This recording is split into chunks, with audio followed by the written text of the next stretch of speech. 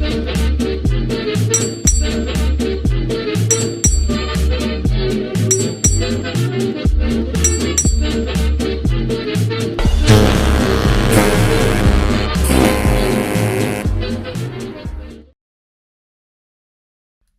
everybody and welcome to the Drydock episode 325. Believe it or not, this is actually the Patreon Drydock, as thanks to the way that calendars work, this is the last Sunday in the month of November. So, with all that said, let's get on with questions. There's quite a lot of them, even for a Patreon Drydock.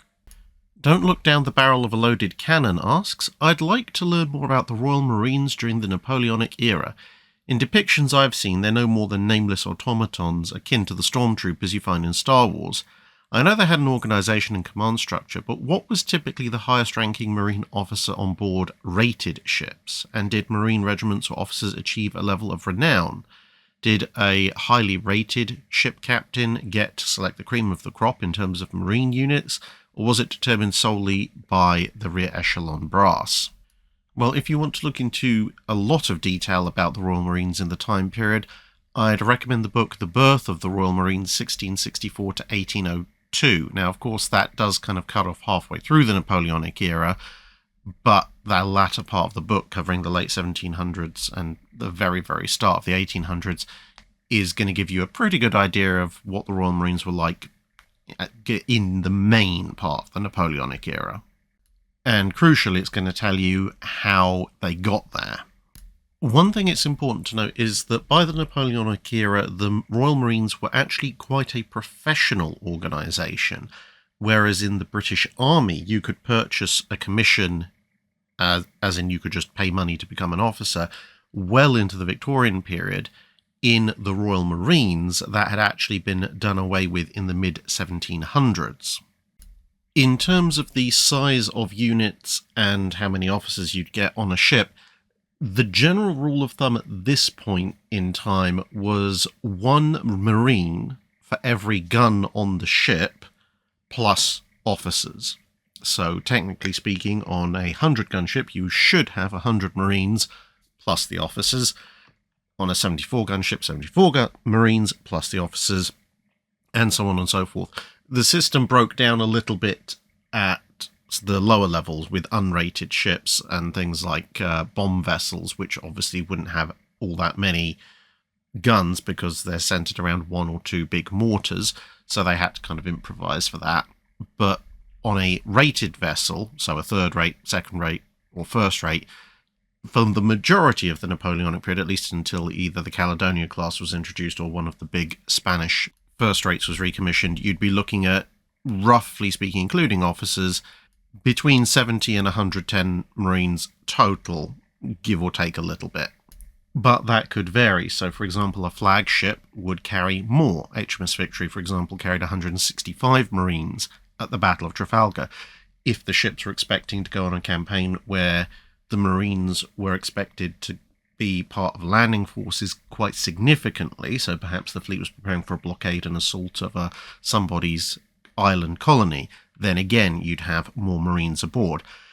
And if you're talking about a fleet level deployment where you've got 20-30 ships of the line, then obviously collectively across the fleet you're going to have quite a lot of Marines. And somewhere in all of that, you're going to have the more senior officers of the various Marine regiments, and doubly so, again, if you're going in for an operation with an anticipated land assault aspect to it. And in terms of how many officers, well, we can actually use, again, HMS Victory at Trafalgar as an example because we have a very complete crew listing for her. So we know that there's 165 Marines total, so you're talking about around about 150 actual regular line Marines plus officers, couple of drummers, and a couple of trumpeters.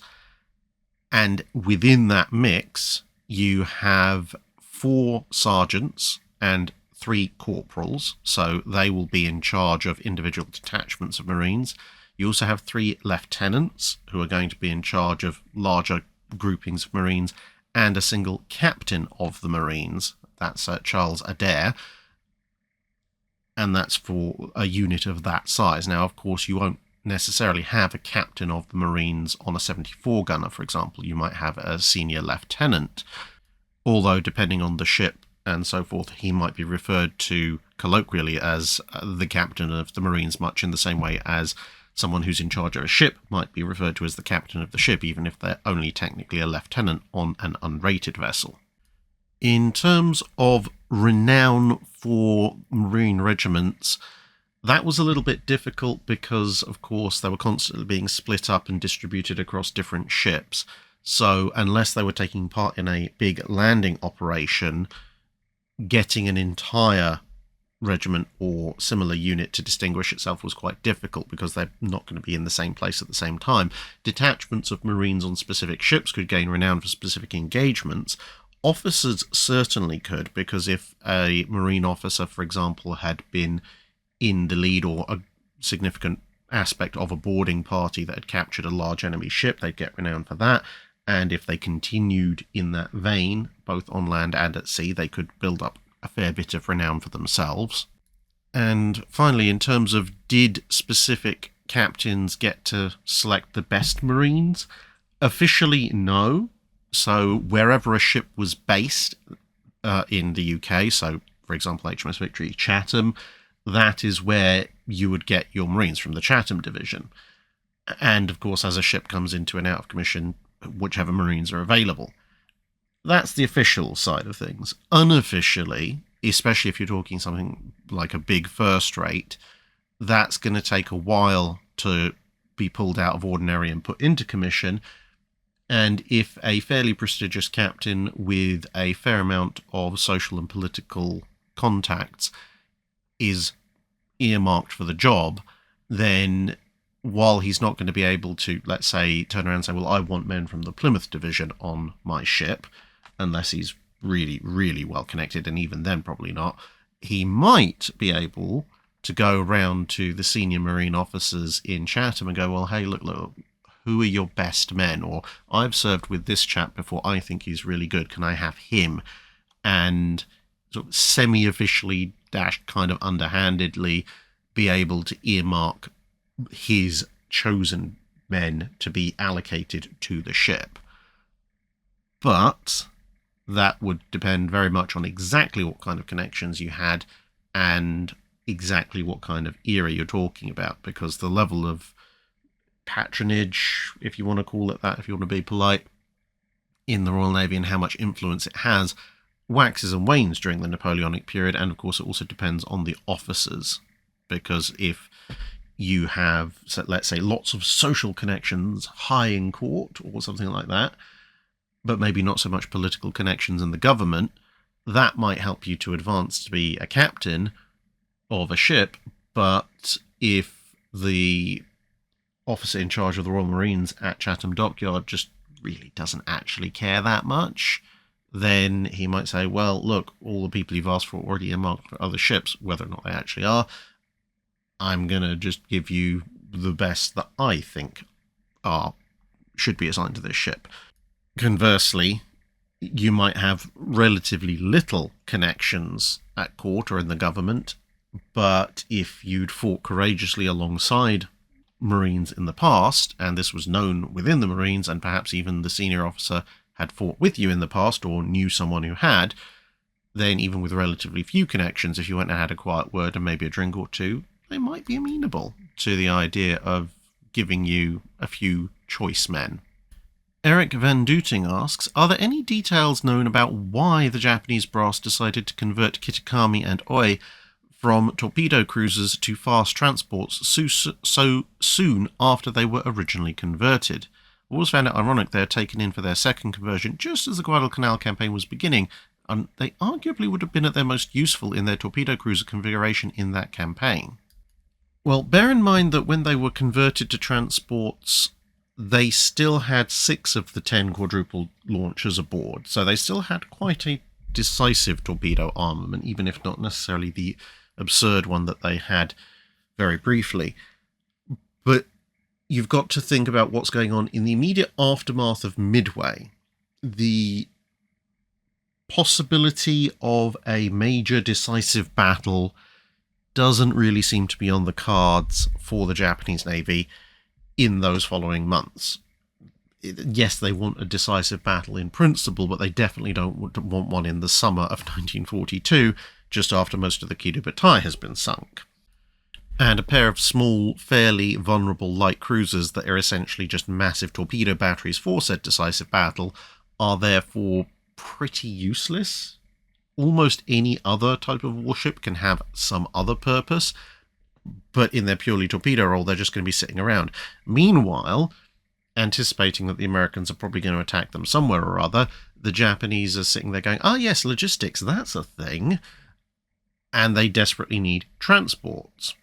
They don't really obviously want to convert full frontline warships into transports, but they do need some kind of carriage capacity, and ultimately sticking the Kitakami and Oi into dock using a crane to lift off 4 torpedo launchers and stick on some little cranes and landing craft is actually a pretty easy conversion process and could in theory be reversed relatively quickly. And then that left them with what was in theory a relatively useful vessel.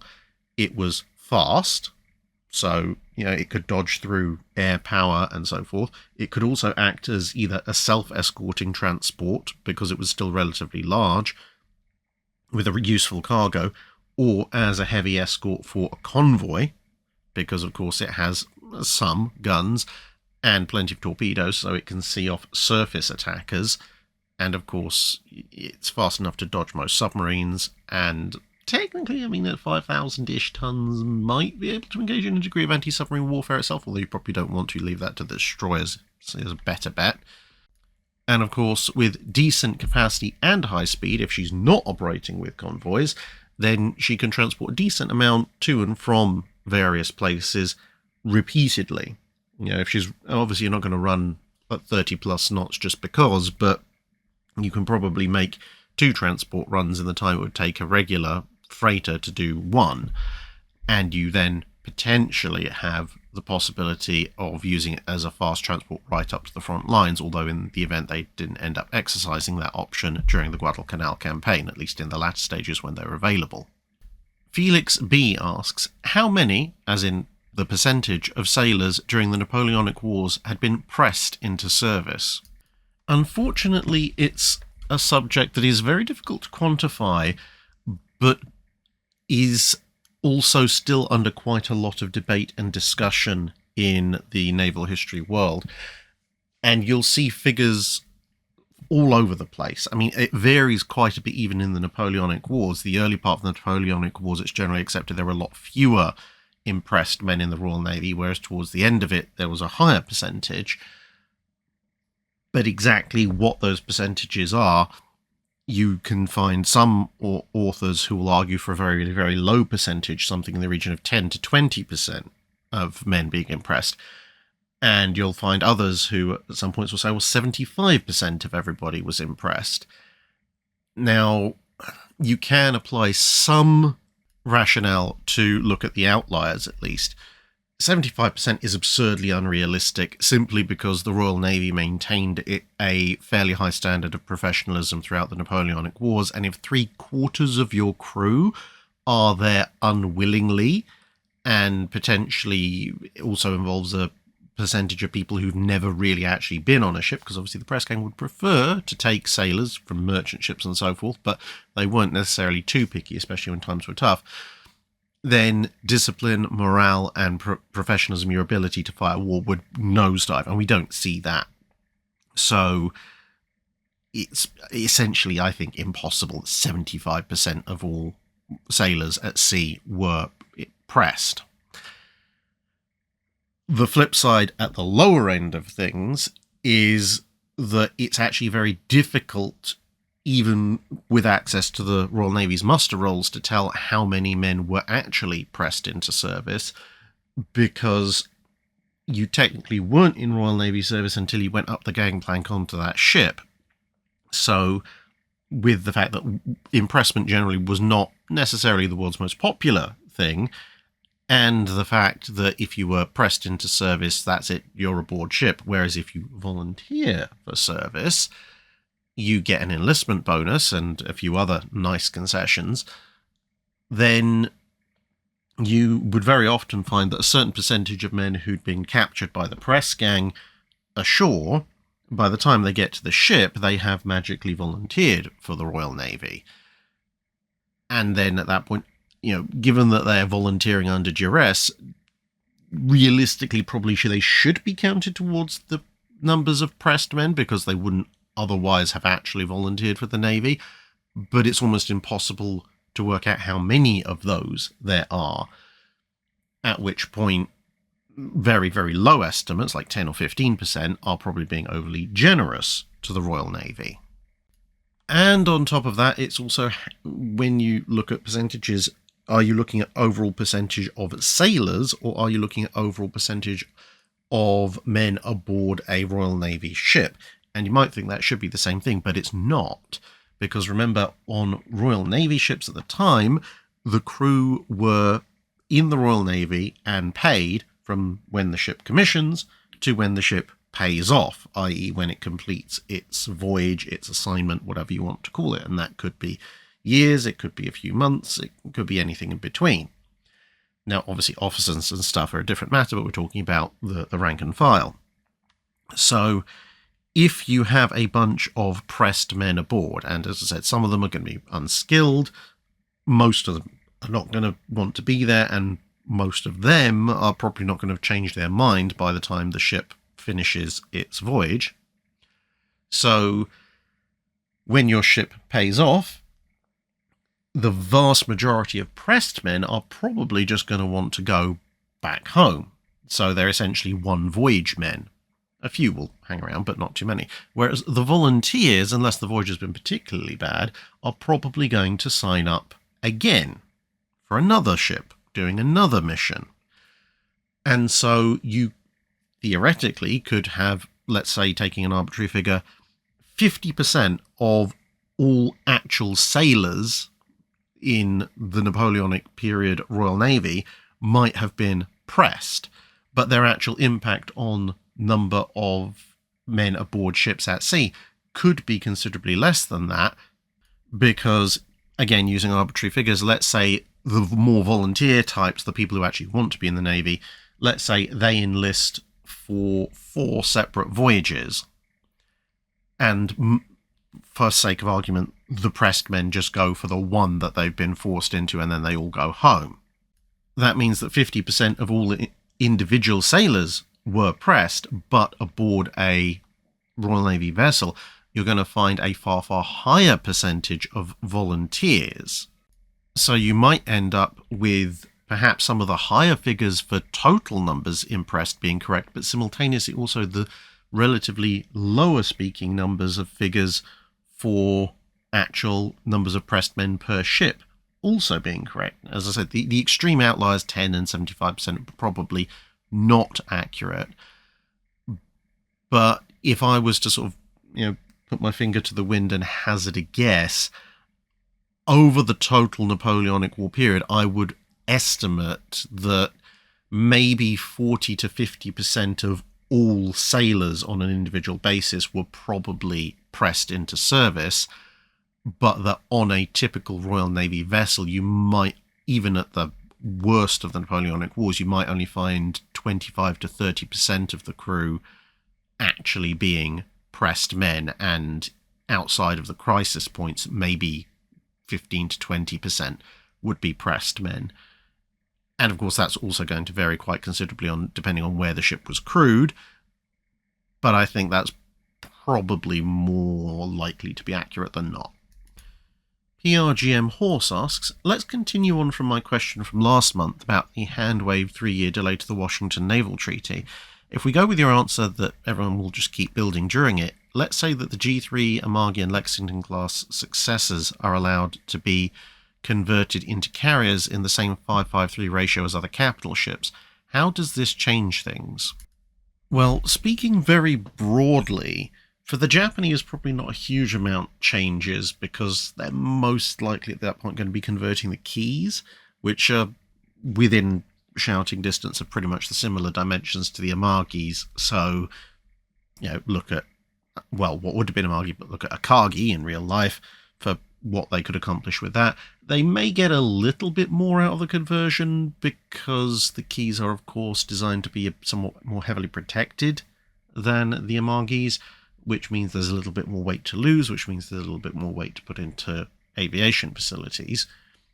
The US actually probably loses out slightly because any Lexington class successor is not going to be as tin can like as the Lexingtons themselves, which means you're probably going to have a slightly smaller hull, which arguably will be a considerably better battlecruiser design, but obviously isn't going to have the sheer size that allows for Lexington and Saratoga as they are, unless of course they just build it really, really big in order to fit the armour and speed and guns and so forth. The British will probably do okay, but with the 5-5-3 ratio, it's going to be rather interesting because the Japanese are planning on building 4 keys, so they can just go, okay, we'll stop doing one and convert the other 3. The Americans have a new government in the early 20s that's looking to cut spending, so if they get authorization at all, they're probably going to get authorization for 4, which is going to make things interesting to a 5-5-3 basis, because if the Japanese say, well, we'll convert 3, well, they don't have a 5th hull. And similarly, the British, if they're following their standard practice of building a class of 4, so they also don't have an additional one. See, the problem is if they convert the British and the Americans the entire class, then it's 4-4-3, which gives the Japanese an advantage, but 4-4-2 gives the Americans and the British an advantage that the Japanese won't be very happy with. So what you might see is, say, an agreement to go 3-3-2, but we're then with the British and the Americans using the spare tonnage to do a purpose-built carrier alongside. And as I said, for the Japanese, it's probably not a huge difference from having the Amagi type conversion. For the Americans, as I say, you probably might actually end up losing out slightly because of the likely Lexington class successor just not being physically as large. The British might come out reasonably ahead on it because their laydown dates for the G3s are somewhat later than the Amagis and the Lexingtons, and so logically their successors' laydown date is probably also going to be slightly later, which means that of the 3, they're going to have the opportunity to do the most extensive conversion, possibly if they've only just about laid keel rather than built up anything else. They might quietly go off and go, okay, well, technically speaking, this is an adapted design from the existing hull, but since we're basically building it from the ground up, you're essentially getting some really big purpose-built carriers. So they might luck out in that circumstance. Send Penguins asks, I'm currently reading Monitors of the Royal Navy by Jim Crossley. He mentions that several of the monitors had such unweatherly superstructures and such little engine authority that in heavy winds several of the monitors had to rig sails to allow them to keep their headings in poor weather. One case he specifically mentions was that HMS Erebus, after her World War II upgrades, required a foresail at times to maintain direction, possibly rigged from the 15-inch gun barrels. Do you know of any photographs of this rigging? Unfortunately, I'm not aware of any extant photographs of Erebus with her foresail raised. If anyone does know where one can be found, then obviously please let us know and we can all have a look at it. But the particular problems with Erebus were due to some of the things that were done to her in the interwar period. So this is her midway through the interwar period, but you look at pictures of her in the mid-1930s and she's had a lot more work done up top, small buildings and so forth. And this affected her draft as well as her resistance to the wind, her sail area, ironically enough. And even though a bunch of that stuff was removed for her service in the Second World War, it had affected her handling enough that they were quite concerned about it. Most of the issues were actually resolved by having a larger rudder installed aft. She was originally designed with a bow rudder as well. However, by the time the issues became apparent when she's brought back into war service, it turned out in her last refit they'd actually scrapped the steering gear for it. So even though the rudder was still there, plated in, but still there, it was unusable because there wasn't anything to actually you activate the rudder and turn it in the direction that you wanted it to go. So for a while, they thought also about putting up a big canvas screen at around the forecastle, which would increase its sail area up front, which would hopefully balance out the problem. But the larger rudder addressed most of the issues, except for in certain conditions, adverse wind conditions, which, as you say, at that point they would hoist a small foresail, either off of the foremast or off of the guns, or possibly rigged off both, to help steady the ship's course. But unfortunately I can't find any photos of it. Alex Moskowitz asks, which navy had the most oppressive amount of paperwork for its officers to fill out? Although I can't necessarily prove it, I rather suspect it was probably the Soviet Navy, on the grounds that from the bits and pieces that I can prove, such as their ship design bureaus, there almost certainly would have been a completely labyrinthine and self-contradictory system of paperwork as well. Because, well, if you're going to get that kind of ridiculous system for their ship design, I don't think that's going to be an isolated incident. Plus, of course, you have the whole political officer element going on. So even if all other paperwork is roughly the same across navies, and of course it will vary between them, you'll have a whole extra bit of political paperwork to fill in the Soviet Navy. And I also suspect that, as I said, based on experience looking into the Soviet design bureaus, you probably would have had things like, let's say, for resupplying the ship. So your basic logistics, you would have to do paperwork to get food, and there would probably be multiple different types of paperwork depending on all the different types of food you're bringing on board. So if you're bringing on board liquids, there's probably paperwork for that, and if you're bringing aboard bread, there's going to be separate paperwork for that, because there's probably a department of bread, and then there's probably a separate department for vegetables and meat, and then you've got to do paperwork, I would deeply suspect, to separately requisition transport to get them all to location, to the naval base, and separate paperwork for then stuff from the warehouses to be transported to your ship. And then you probably also have to write a small essay justifying politically why this particular ratio of food is necessary for your ship, and why some other, more communist level of food isn't suitable. So, why can't your sailors run entirely on bread and vodka? Why do they need meat? And this kind of thing.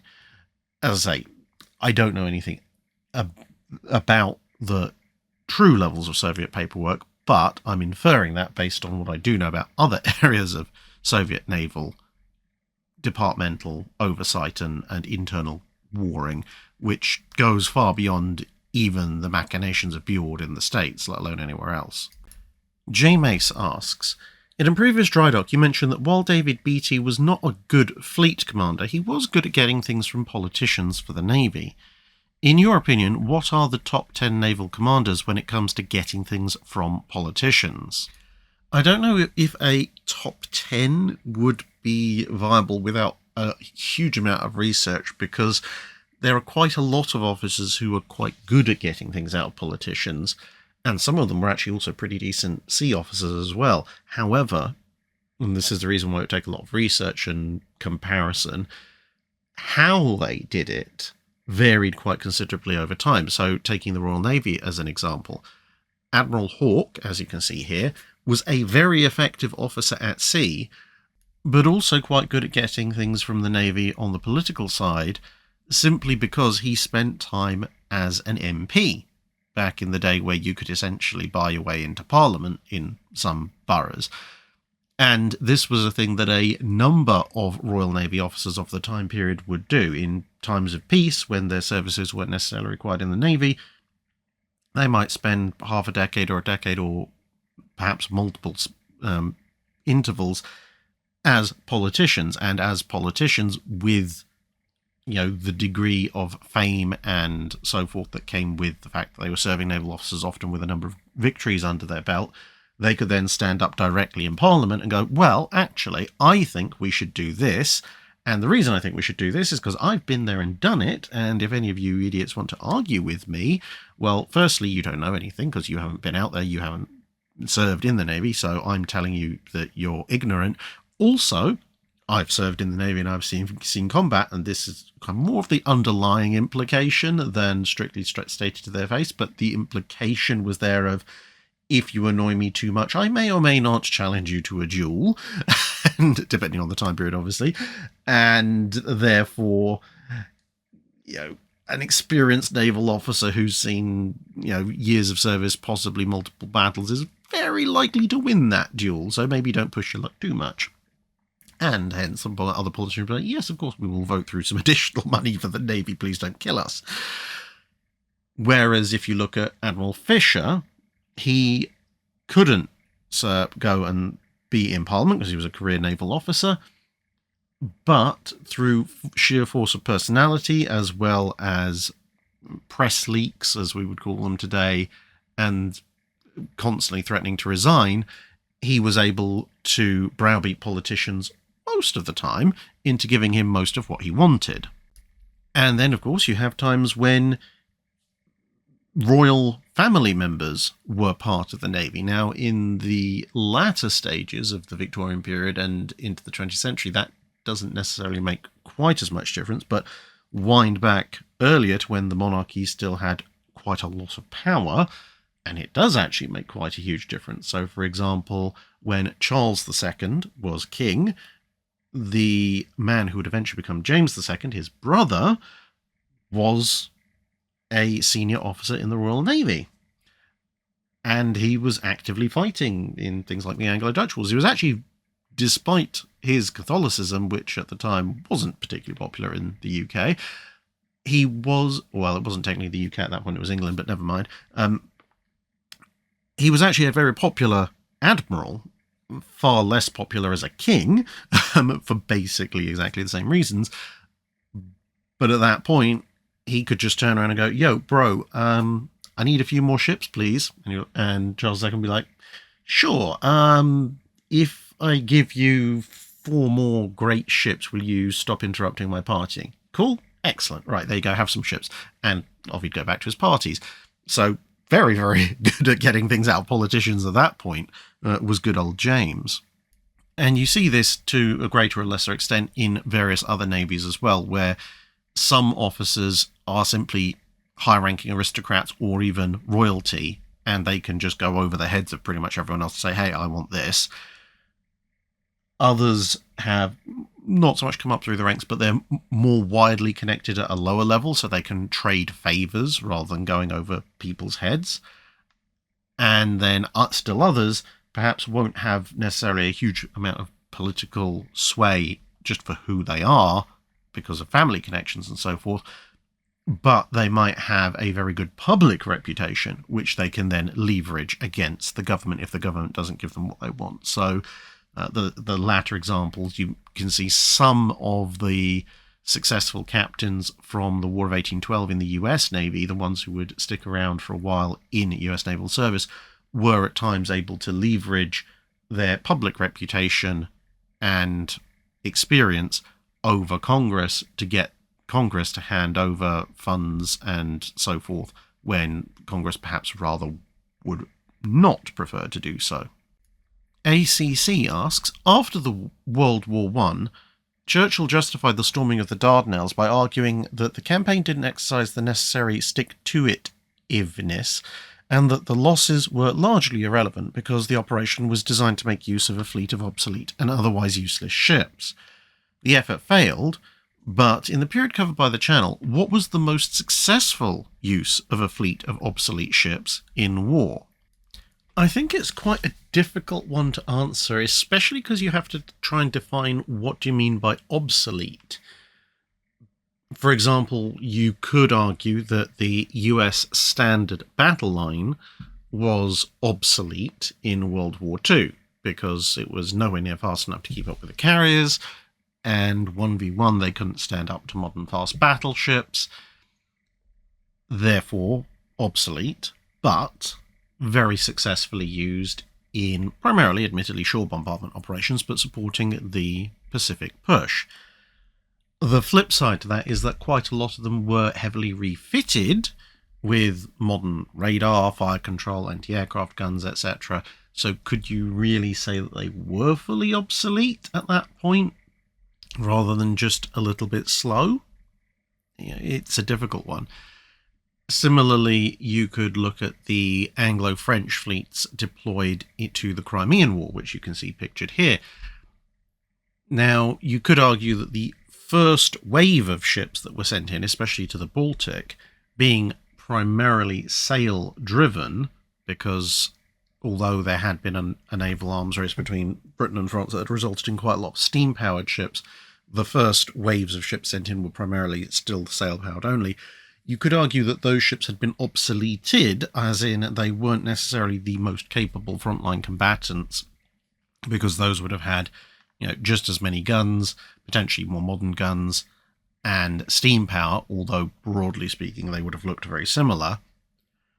And of course it was that initial wave of technically obsoleted ships, even though they were still quite useful combatants, that essentially scared the Russian Navy into port and made it mostly self-destruct, which is a fairly successful use of a fleet.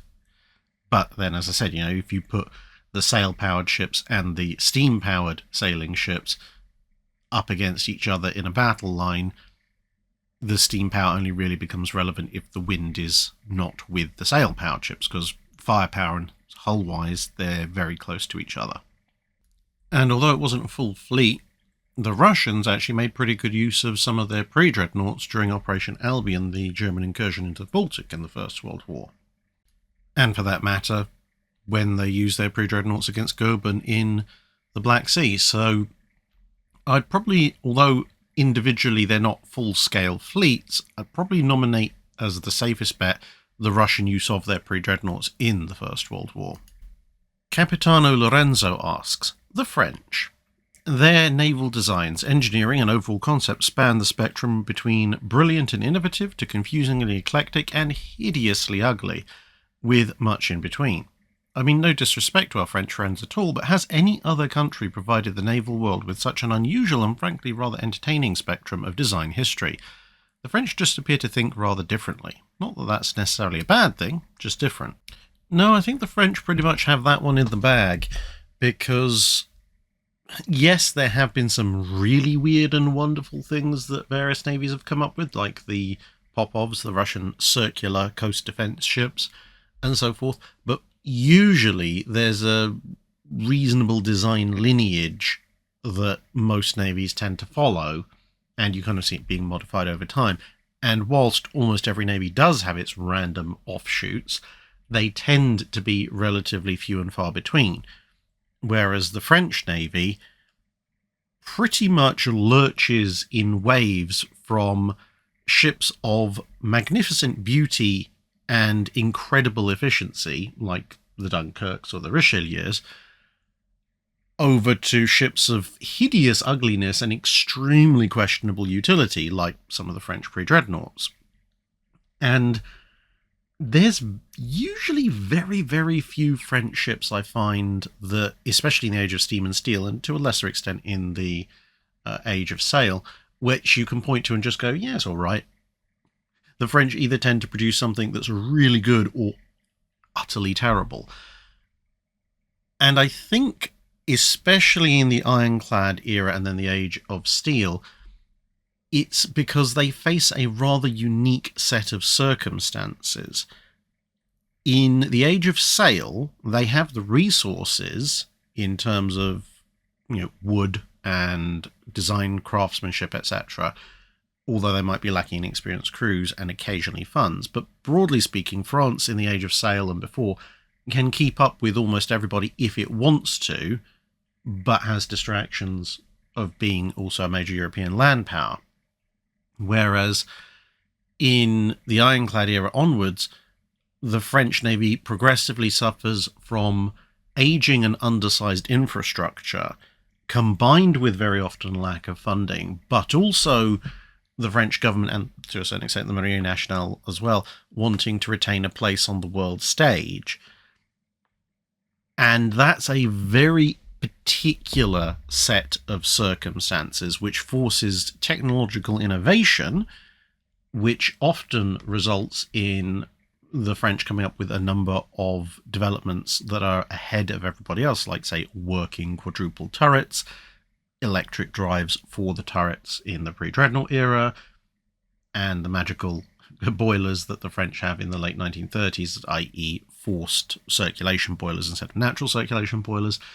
So there's an awful lot good to write home about, but I think sometimes the reason you end up with the really weird and wonderful stuff is either when they're following a route to try and catch up with bigger navies like the British, which turns out to be a dead end, but they've followed it far enough that they have to build something, or they've already built something before they realise that it's all actually not a terribly good idea.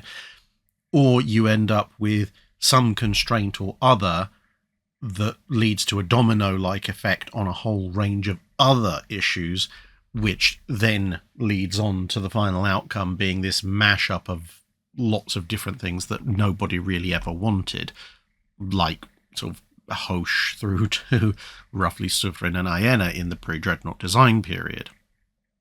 Brad in SoCal asks, fleet oilers were in the news last month with the grounding of USNS Bighorn. During the period the channel covers, were fleet oilers typically converted commercial vessels or purpose-built Navy vessels? And is there a champion for fleet oilers like Rickover was for the nuclear Navy? I don't know about a champion for fleet oilers. I mean, there were various admirals who pointed out that their navies needed a larger logistics chain, but they were usually involved with a lot more that they had to advocate for than just the oilers. In terms of where they came from, it's a whole grab bag. So there are some oilers that were purpose-built for their navies and entered service pretty much with their navies and stayed with their navies their entire lives.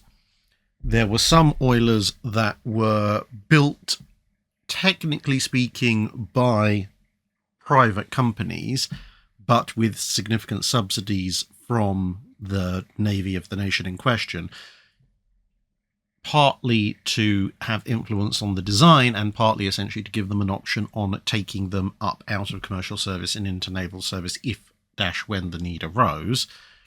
And then there were also tankers that were straight up being built for commercial companies that in time of war the Navy showed up and just said, right, those are ours now. And exactly what balance you have, at least in any Navy large enough for there to even be enough oilers for there to be a balance, it varies considerably over time.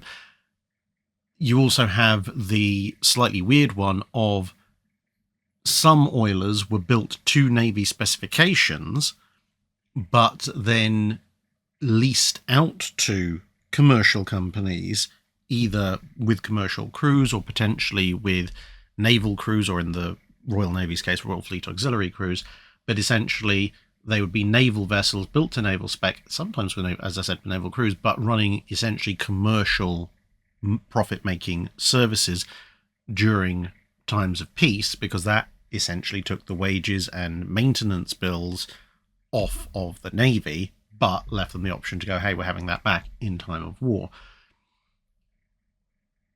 At least in the interwar period, which is, apart from the two world wars, the main point where you look at fleet oilers in the time period the channel covers, there was essentially the schools of thought of fast oilers and slow oilers. Slow oilers could, technically speaking, even be commercially crewed in times of war, because their primary purpose was just to take oil from oil fields, potentially to refineries, and then from refineries to fuel depots in various ports. They didn't really need to be going anywhere massively dangerous, at least any more dangerous than submarine-infested waters normally would be. Whereas the fast oilers, the ones that could keep up with the fleet and refuel them, those tended to have a heavier balance towards being naval-controlled, or at least naval-influenced, even if they weren't in naval service in peacetime. But for the navies that actually had large fleets of oilers, which essentially is the US and British navies, perhaps also the Japanese Navy to a certain extent, there was this rather far-sighted policy overall of not only can they take stuff up out of service, but also of sort of having this essentially pre-made fleet to their specification, but basically in various ways, shapes and forms, hiring them out for commercial use during peacetime. So you'd only have a small fleet of oilers plus your peacetime hired out fleet. So as far as your balance books are concerned, you're only maintaining a small fleet, but you have this very large reserve ready to go if war breaks out. Rebel Skverl asks, how was dry docking for a ship's major repairs or refit accomplished before the advent of steam engines to pump water in or out of a dry dock? 3 primary methods. The first method was don't. So back in the era before steam pumps, careening a ship was a very common option if you wanted access to the underside of the hull, to the point that there are even full-on careening stations in docks, not necessarily in a dry dock, but at a quayside or pierside or whatever. Then, if your ship absolutely had to go into dry dock, there were 2 primary ways of doing it. So firstly, you could have a tidal dry dock, so you'd find somewhere with a very large tidal range, ideally, and then at high tide, the ship would be sailed in, then you'd close off the dry dock, and then you'd open some sluice gates, and as the tide fell, so too would all the water, and that would leave you with a mostly dry dock and access to the ship. And to finish it off, you could then go for manual pumps, which would also be the option if you had a port in an area that didn't have a massive tidal range, or at least a big enough one for a tidal basin style dry dock. And people would just have to manually do it.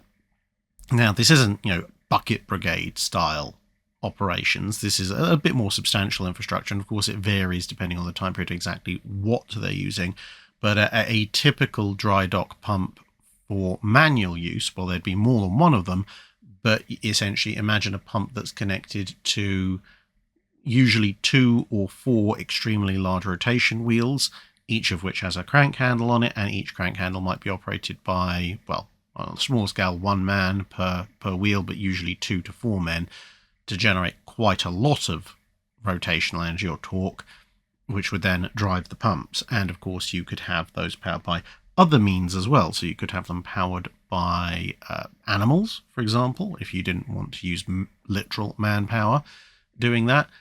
Or if you happened to be in an area where you had a river flowing to the sea, and perhaps your dry dock was in the estuary or something like that, or you just had a small tributary flowing into the sea, then of course you could also harness water power via means of a water wheel or something to drive the pumps.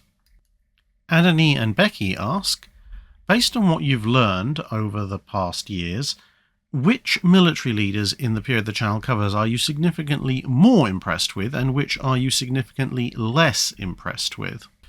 Well, if you want to go right back to when I was looking at the various admirals and so forth in, my teenage years, for example, when I was first getting my hands on any kind of significant naval history books, I would say,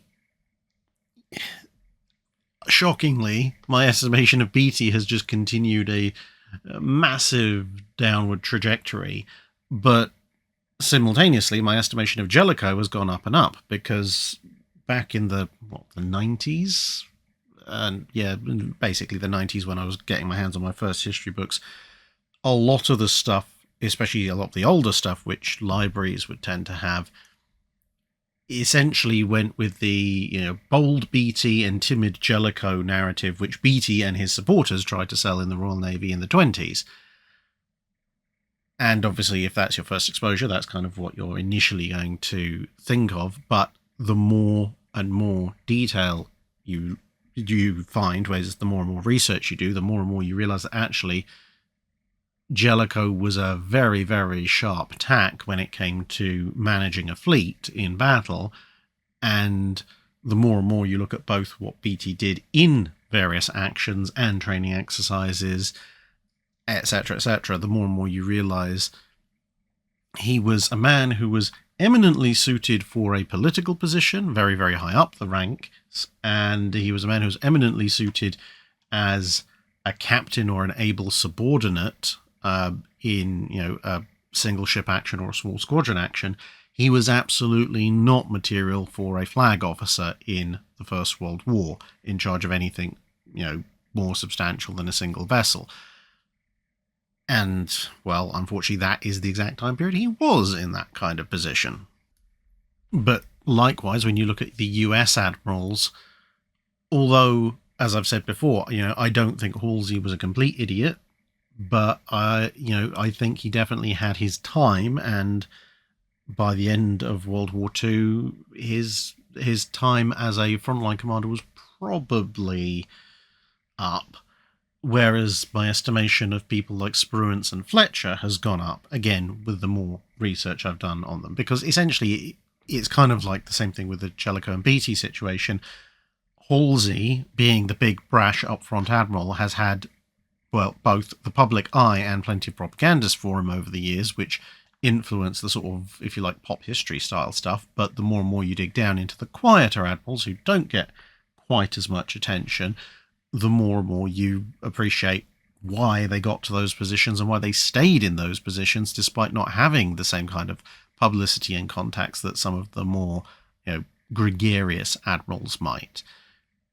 And perhaps taking things a step further to an area where you don't really have your estimation of one goes down a bit, the estimation of the others goes up. Even people like Admiral Rozhesvensky, because, well, the disastrous nature of the 2nd Pacific Squadron and then obviously climaxing in the Battle of Tsushima is a pretty well-known issue. But you really, really have to dig deep, not only into the issues around the 2nd Pacific Squadron, but also into the prior Imperial Russian Navy to find out just what kind of man Rozhesvensky was. And then you begin to realize that, yeah, the 2nd Pacific Squadron was a cavalcade of disastrous issues, but that doesn't infer, as you might assume, that Rozhesvensky was incompetent. In fact, Rozhesvensky was probably one of, if not the best choices for that whole assignment, simply because he was probably one of the very few admirals capable of even getting the 2nd Pacific Squadron to Tsushima in anything like a working order. It wasn't enough, but the fact that they even arrived in something vaguely resembling a formation is a small miracle into itself. And then you look back at his whole career and you realise just where the drive to accomplish that came from, even if, it probably took quite a few years off his life in terms of stress levels. Silder and Machine Works asks, what was the reasoning behind Operation Deadlight? It makes sense that some U-boats would be destroyed in training exercises and weapons tests, but sinking all of them seems like a waste of materials and salvageable components that would have benefited British industry. If they needed to be rendered unfit for further warlike service, then surely cutting a few holes in the pressure hull would do the trick. Was it simply revenge? So Operation Deadlight, for those of you unaware, was the British operation, mostly, the US helped as well, to sink the vast majority of surrendered German U-boats after World War II. Now, there are a number of reasons for it. The practical side was that, well, they're taking up space. You can see some of them all moored up here. And if they're taking up space at moorings, well, those moorings could be used for other purposes. And as they actually found when they started towing them out for Operation Deadlight, if any kind of ship, but especially a submarine, is just left sitting there for any extended period of time, they tend to decay quite quickly. So just leaving them moored up would very quickly result in a bunch of difficult-to-move semi-submerged wrecks occupying valuable mooring space. So they had to be gone. Additionally, yeah, you could strip a few bits and pieces out of them, some valuable materials like brass and so forth, but broadly speaking, a lot of the U-boats represented technology that just was obsolete. No one particularly needed to understand what a Type 7 or even an early model Type 9 offered, because bigger and or better submarines were either already in service with the Allies, under construction by the Allies, or the Germans themselves, in the form of the Type 21 and the Type 23, had other more interesting things to pick over. So a lot of them were just surplus to requirements. And then there was also the issue of the political side of things, specifically the Soviet Union. Because, yeah, in theory, the British could have said, well, you know what, we're going to scrap a bunch of the U-boats and reclaim the materials, etc., in full for the British economy, which on the surface would make sense. However, given that these were essentially war trophies surrendered to the Allies, and given that the U-boats that were retained had to be split equally between the US, the UK, Russia, etc., if the British turned around and said, well, we're going to make some kind of economic benefit from scrapping a bunch of these U-boats, then the US and or Russia would have been well within their rights to turn around and say, well, hey, we either want a third of whatever gain you're making, which obviously would reduce the utility of scrapping them in the first place, or they could have said, well, actually, if you're going to scrap U-boats for your economic benefit, well, we want our 1/3 share or whatever. And that, while perhaps, sending a bunch off to the US, scrapping and keeping a bunch for yourself wouldn't have been too much of a problem, the larger concern, which was the same reason the US decided that the I-400s ended up being deep-sixed, was that the Soviet Union might turn around and say, well, we want a third as well.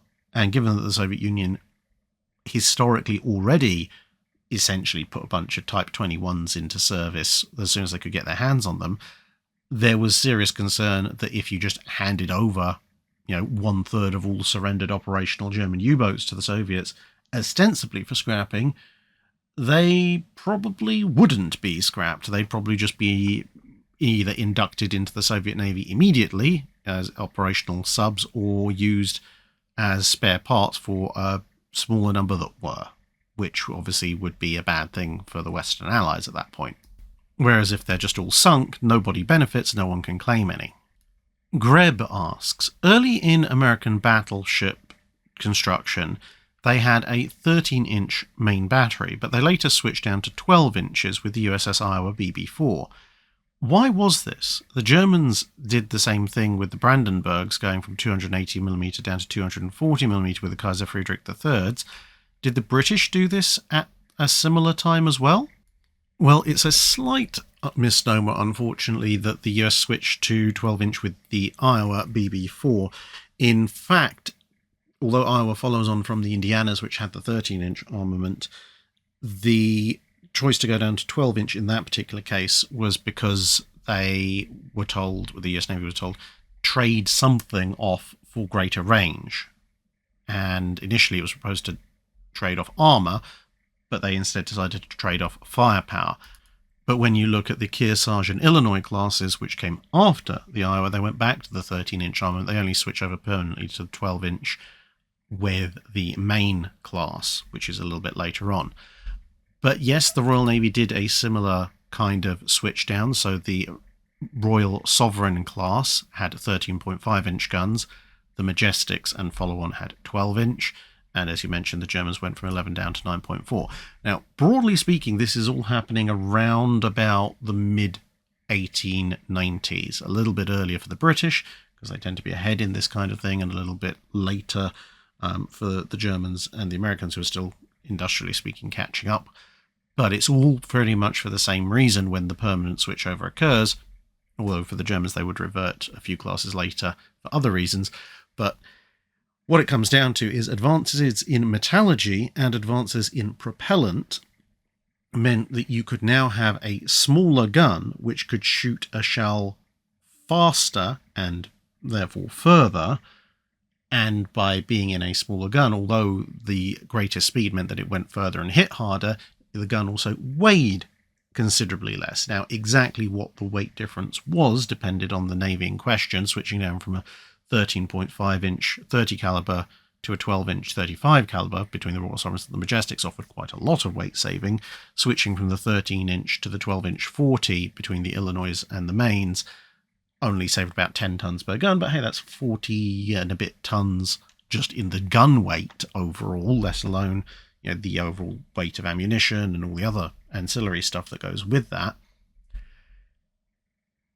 And so it just made sense, because if you've got these guns that can hit harder, apart from just, well, they're better guns, it also means that if someone else is doing the same thing, the incoming shells are hitting harder, which now means you need to think about putting more weight into protection. So rather than sticking with a 13 or 13.5 inch or 11 inch in the German case main battery and just going, hey, we've got stupidly powerful guns, well, that's no good if your ship is then being attacked by other similarly ridiculously powerful guns which can just punch straight through your armor. Whereas if you save the weight and still increase your overall firepower, you can just about use some of that saved weight to increase your protection, so that if someone comes at you with a similar 12-inch 35 or 12-inch 40 caliber weapon, in the case of the British and the Americans, you might stand a chance of surviving that, and hopefully the other side, especially their older ships, won't.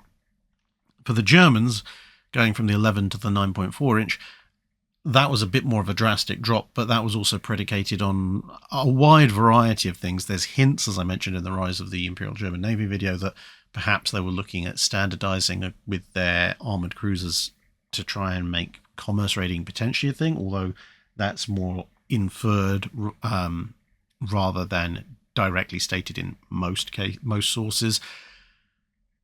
And you've also got the fact that the Germans were hoping that, whereas going from a 13.5 or 13 inch to 12 inch didn't really affect the actual hitting power in terms of the explosive power of the shell, going from 11 to 9.4 inch did actually quite substantially reduce the impact energy and explosive energy of the shell.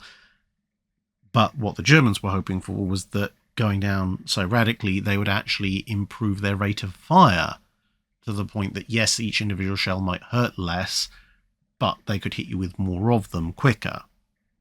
And in the Germans' case, they kind of went a little bit overboard with it, because after a couple of classes, they went back to the 11-inch, which they would then stick with until the Helgoland dreadnoughts. The almighty Hypnotoad asks, just how efficient were the first triple turrets that entered service, the turrets on Gangut, Tegetthoff and Dante Alighieri? Were they more or less effective or efficient than the double turrets on battleships in the same era? They were actually pretty efficient, so I'm going to use Dante Alighieri as an example, mostly because the follow-on Conte de Cavour and Duilios used the same gun in a mixture of triple and twin turrets, so we can get direct comparison.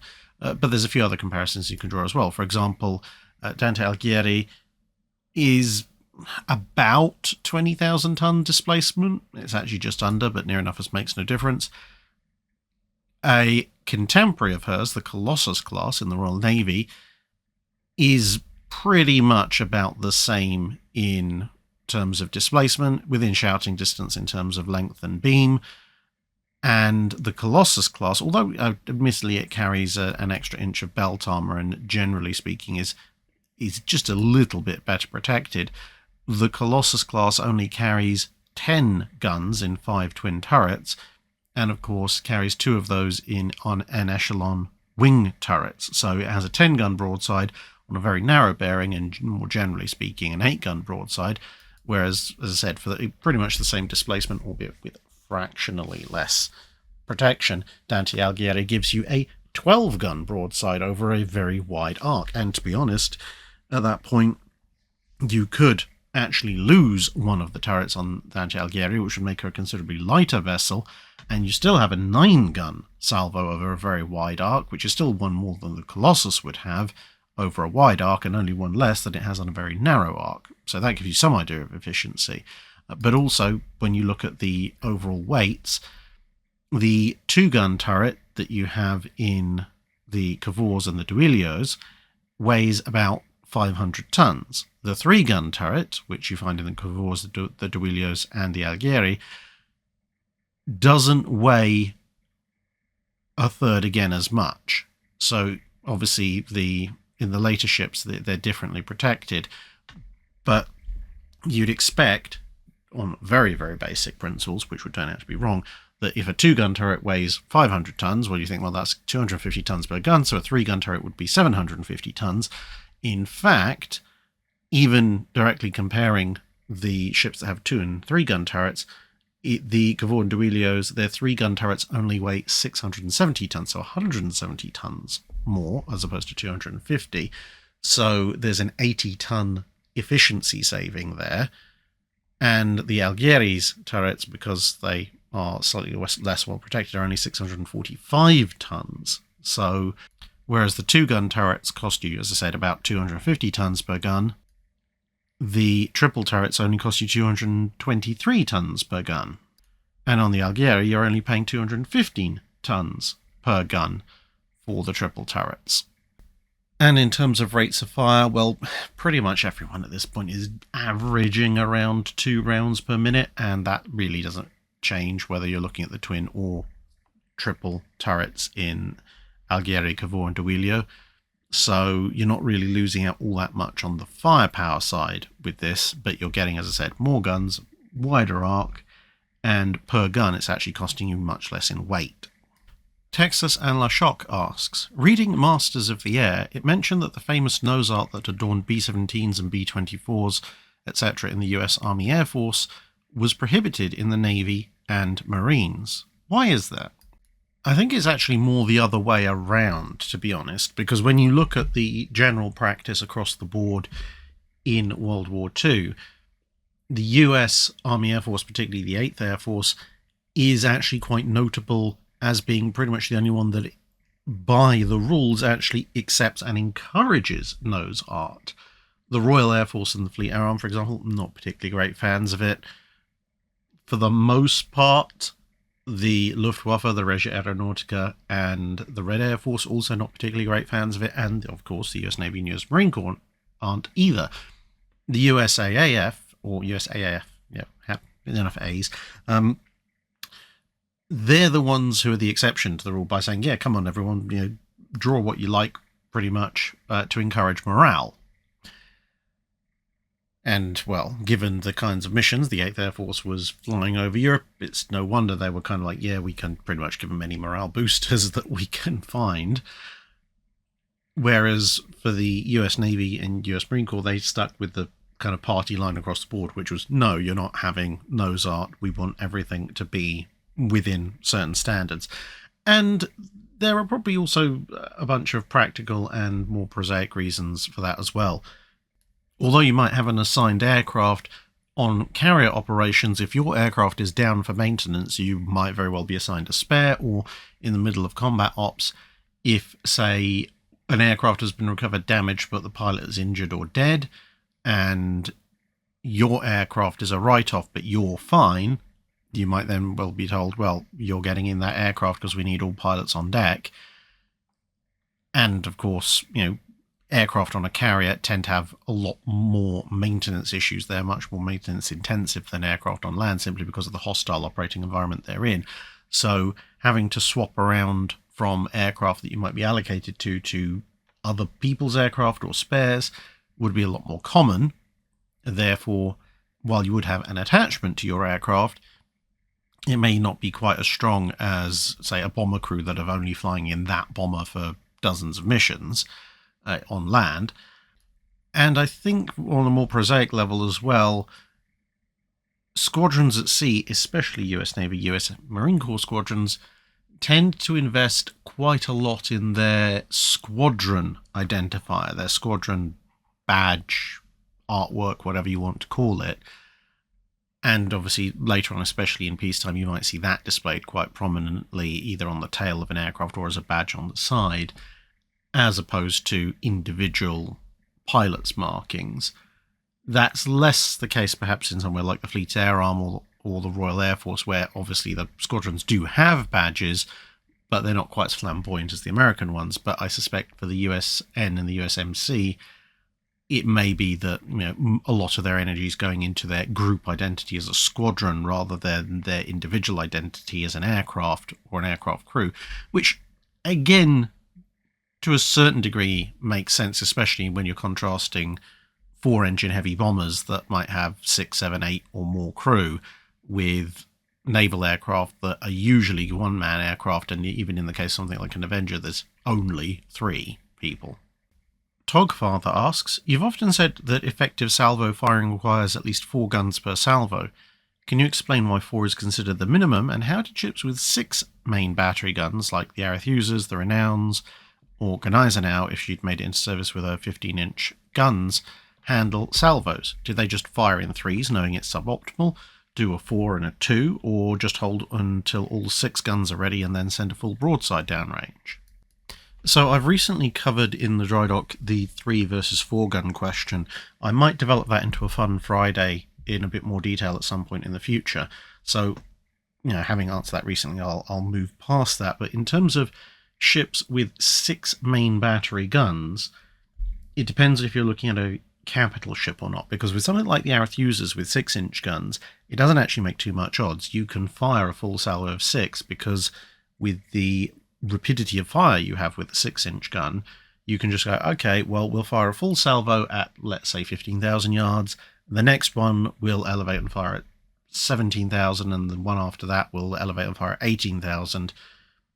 And you'll have gotten that third salvo off before the first one has landed, so then you can go, oh, okay, well, whichever one was the correct one, fantastic, and off we go. Whereas with capital ships, it's a little bit more difficult, obviously, because you have a much slower rate of fire. Now, a lot of how you would do it would depend very much both on the Navy and the time period, because everybody has different ways of doing things. And it might also depend on the circumstances of the engagement. So, for example, with Renown, as you can see here in her earlier format, if she's chasing something, she might not be able to bring her aft turret into play, at which point, well, she's got 4 guns forward, so she has a 4-gun salvo, that's it, pretty much. But if she's got all guns to bear, then, as I say, depending on the Navy and depending on the time period, because gunnery practices not only differ between navies, but also differ depending on, whether you're looking at the 1900s, the 1910s, the 20s, the 30s, the 40s, you could use a few different methods, one of which would be just to go, okay, well, we're going to fire 3 guns and 3 guns. Yeah, it's not ideal, but instead of using them for exact measures, we're going to perhaps just use them for generally in the vicinity measures, and then follow up perhaps with a full 6-gun salvo. It's not quite as efficient, but it's like a halfway house. There's no real point in doing a 4 and a 2, because a 2 doesn't really tell you anything. If you're going to do more than 2 3-gun half salvos, you might as well just do a 6-gun salvo and get loads of data. Or the other thing you could do would be to adopt an approach the Germans tried during the First World War, which is to actually completely go against 3 and 4-gun salvos, which are generally held to be better, and go with 2-gun salvos, i.e. 1 from each turret.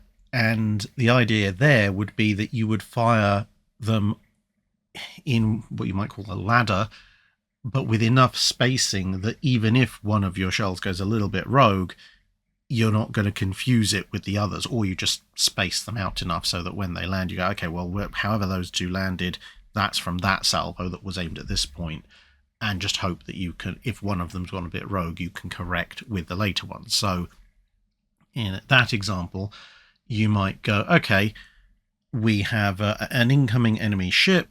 We think the range is 18,000 yards, but what we're going to do is fire the first turret will be elevated and fired at 17,500, the next one at 18,000, the next one at 18,500, and perhaps we'll space them out in 10-second intervals, let's say. Or you could do 15, 20 seconds, doesn't really make much odds. And the point of that is not necessarily to try and get a straddle immediately, but when you get those 3 sets of shells landing, in some ways that's almost like a 6-gun salvo, but at 3 different elevations. And indeed, you could actually do it as a full 6-gun salvo with your 3 turrets at 3 different elevations.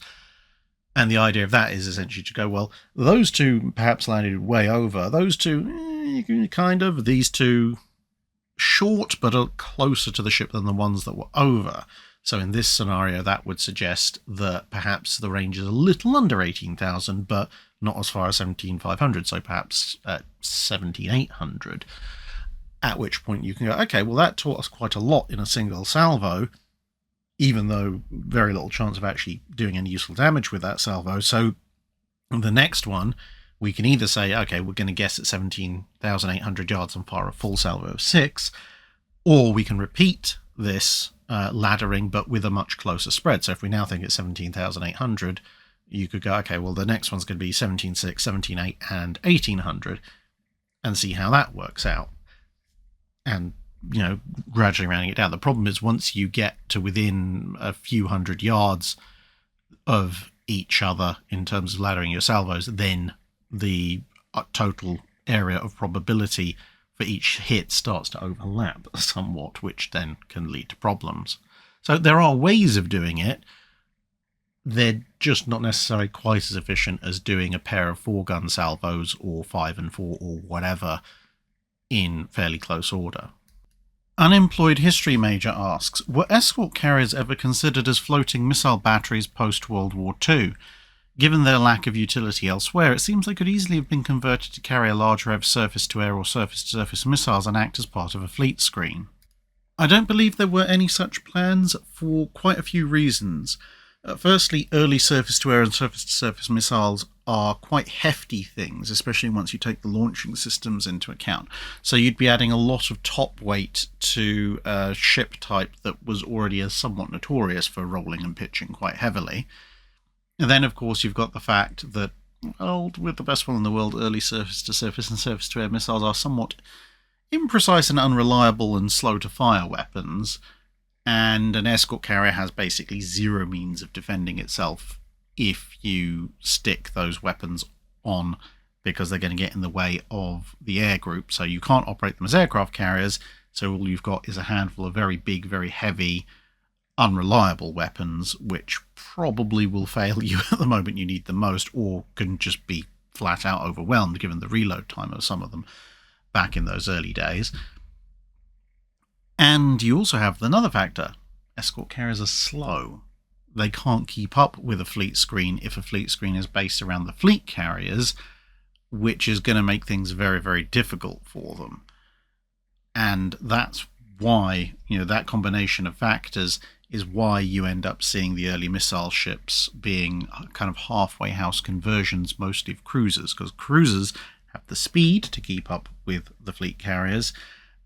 They, usually speaking, especially once you've removed a few turrets, have approximately the same stability, or at least they have stability reserves to cope with the addition of missile systems. And because, like with, say, USS Little Rock in Buffalo, New York, they retain their guns to a certain degree, usually the forward guns, they still have other options to defend themselves with, should the missile systems prove to be unreliable or just can't fire fast enough. DM Phoenix asks, on many warships such as the Queen Elizabeth-class battleships, there is a metal grille that spans the top of the funnel. The beams are too widely spaced to filter out anything from the smoke or to stop birds or bombs. What purpose does this grille serve? And he handily linked a picture, which you can see here. This is basically a framework for a funnel cap or funnel screen, i.e. a canvas screen that would be put over the funnels when the ship is either in port or otherwise powered down, or in some cases, in the case of ships with multiple funnels, perhaps when it's running only on a limited amount of engines and isn't going to need the others urgently, so some of the boilers will be shut down. And that's simply to keep things like errant seagulls and rain and so forth from coming down the funnel through the trunking and getting into places in the machinery that it's not wanted. Obviously, while the ship is in operation and the boilers are all fired up, you've got a strong blast of hot air coming back up the other way. That will keep things nice and dry and debris-free. But when the boilers are shut down, that's not the case, so you need to be able to put something over to cover it. And these funnels are, certainly by this point, far too large to be easily covered just by a single sheet of canvas, so it's much easier to put a framework up, and that's what you see. And as you say, it's nowhere near dense enough to stop anything appreciable, but it's thin enough that it can be there permanently without affecting the outflow of gases from the funnel.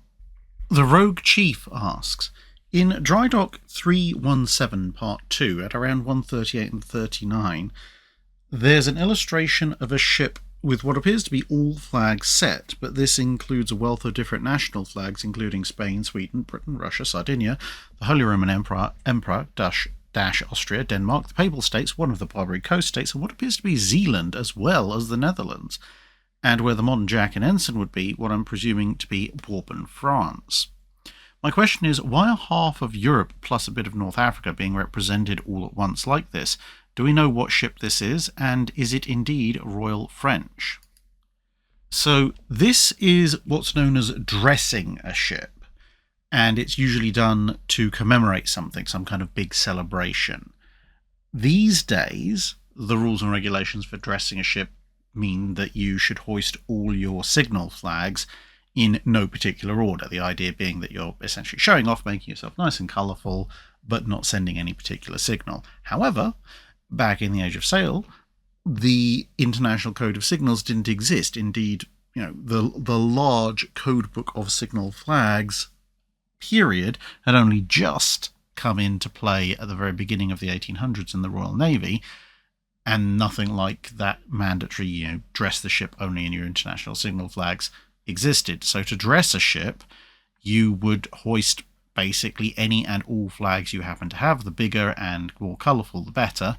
So that meant whatever rudimentary signal flags you might possess would go up, plus various national ensigns, because of course a warship would carry multiple different national ensigns for, in times of peace, courtesy visits to various places, because then you'd fly a courtesy flag, or in times of war as a ruse de guerre, i.e. a disguise.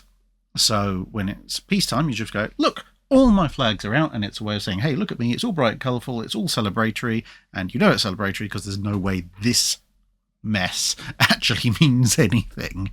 And that's what's going on here.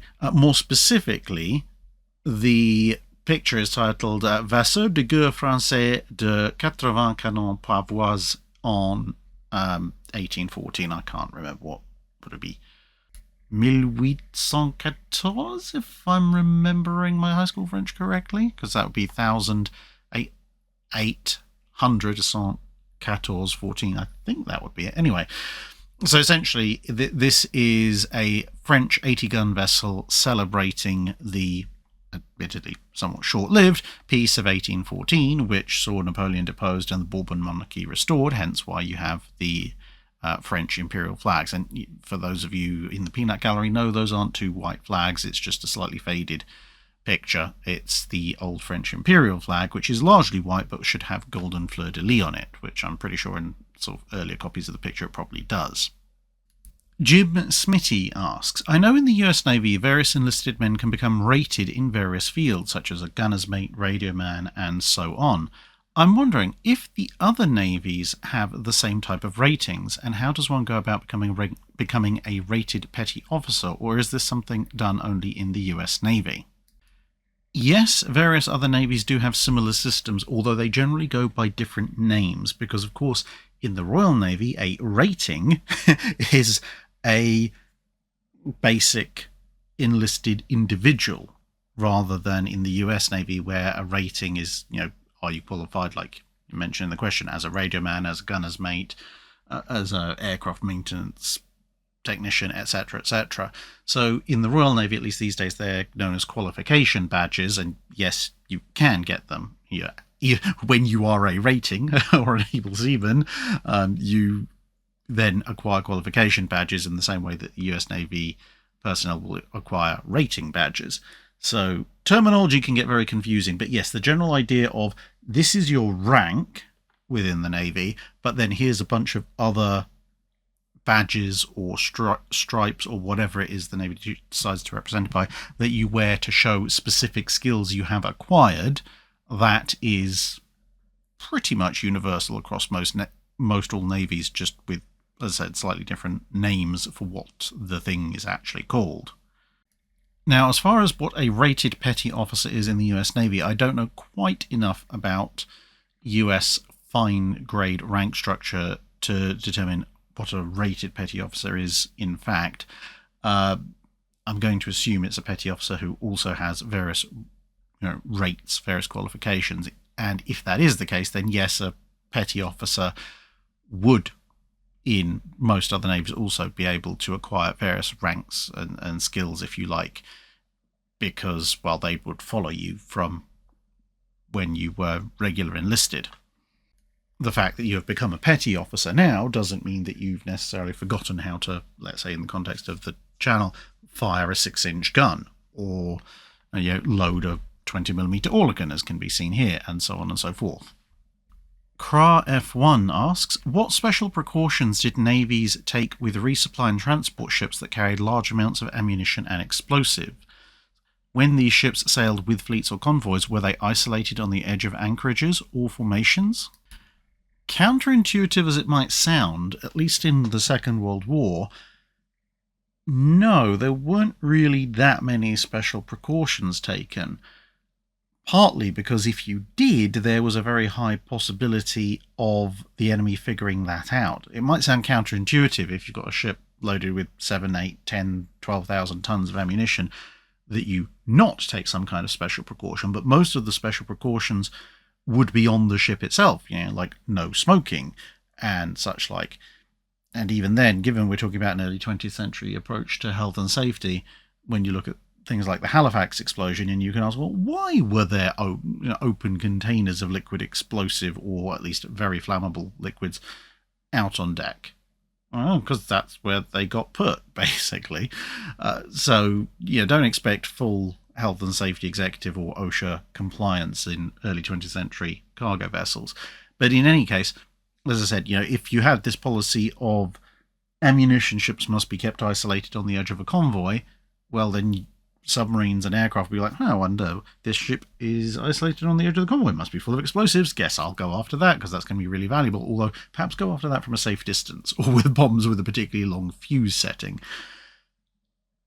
Then you also have the fact that quite often multiple ships would be carrying large amounts of explosives, if not necessarily full ammunition load ships, and working out exactly which ships were carrying which explosives and where they should go was yet another task on top of all the other tasks that the convoy commander would have to deal with.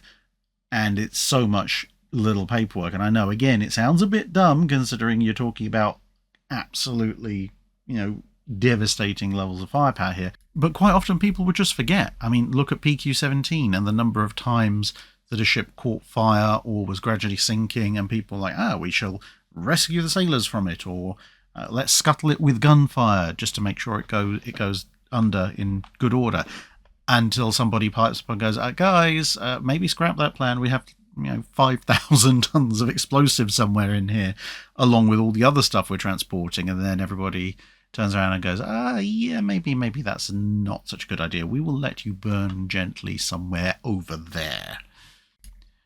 In actual fact, because of the sensitivity of their cargoes, if there was a ship carrying entirely munitions, so a full ammo transport, they would actually usually be found at the heart of the formation, because, well, that was the least likely area to be attacked, and therefore it was the least likely for them to be cooking off.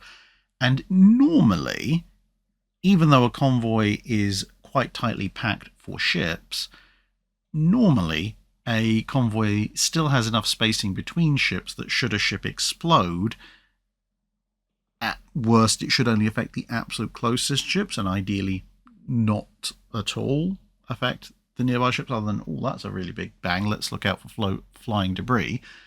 Now, of course, exactly how tight convoys pack their formations would vary somewhat depending on the context of where they were and how much attack they were under.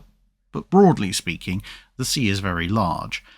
Now, once it comes into things like harbours and so forth, then you would see a lot more care and attention paid, because obviously you don't want to repeat the Halifax explosion, and when ships are anchored, they tend to be spaced a lot more closely together. So that is when you would tend to see full stocked ammo ships being stored slightly away from everybody else, just in case. Because the other thing you've got to remember is, especially if it's an ammunition ship rather than a ship just carrying basic explosive to be turned into ammunition, even if a vessel is carrying, let's say, 8,000 tons of ammo, even in a worst case scenario if it's carrying 8,000 tons of high explosive bombs, half of that weight easily, if not more, especially in the case of things like armor-piercing shells, torpedoes, etc., is going to be inert material. So, you're only down to 4,000 tons of explosive drag. That's really comforting. But it does dramatically downscale how much explosive is aboard, and then only in the absolute worst case scenarios would all of that cook off at once. You can see that happening here in the attack on truck with a Japanese ammunition ship, but there you go. But much more often you would have fires leading to multiple explosions of various parts of ammunition if a ship was hit.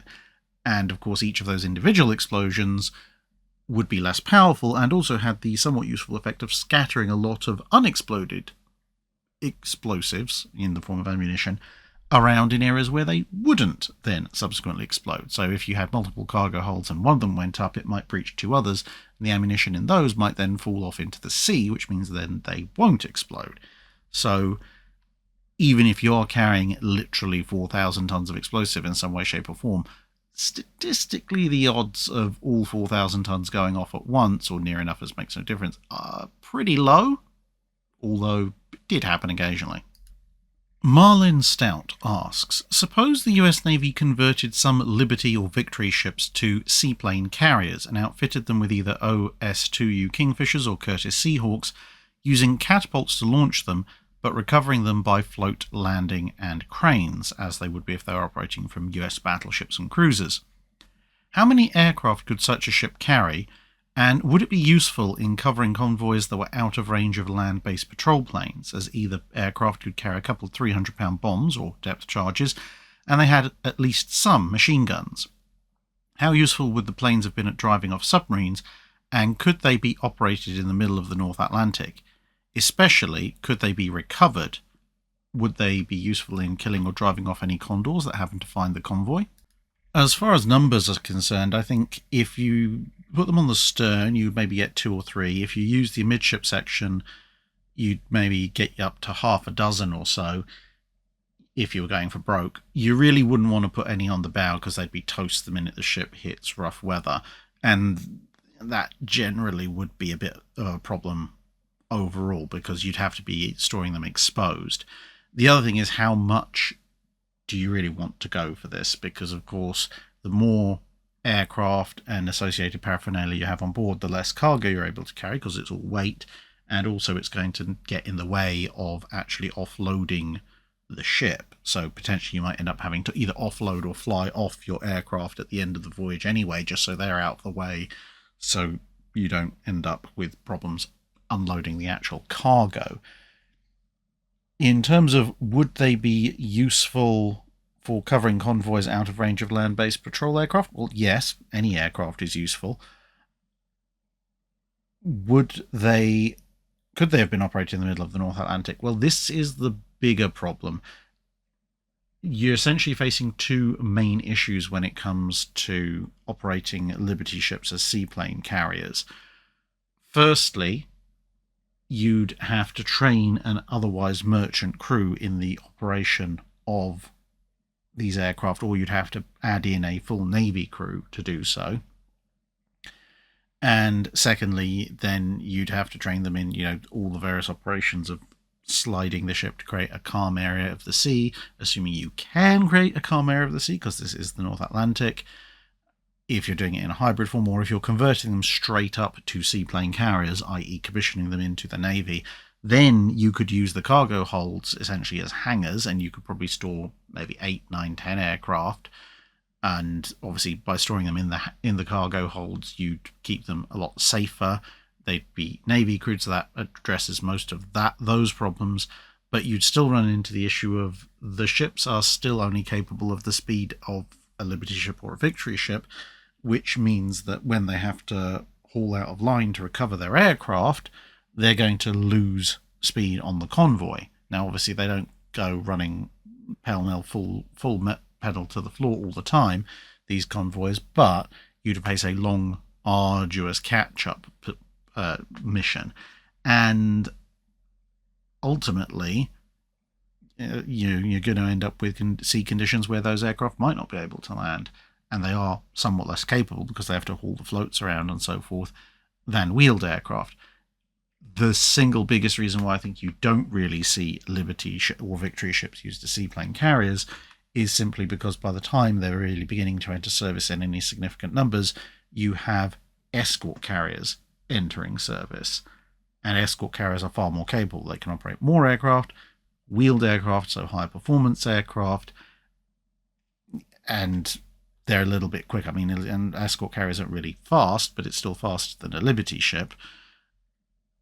So it's just better to then do the escort carriers. And once even escort carriers start running a bit short, they go over to merchant aircraft carriers as well.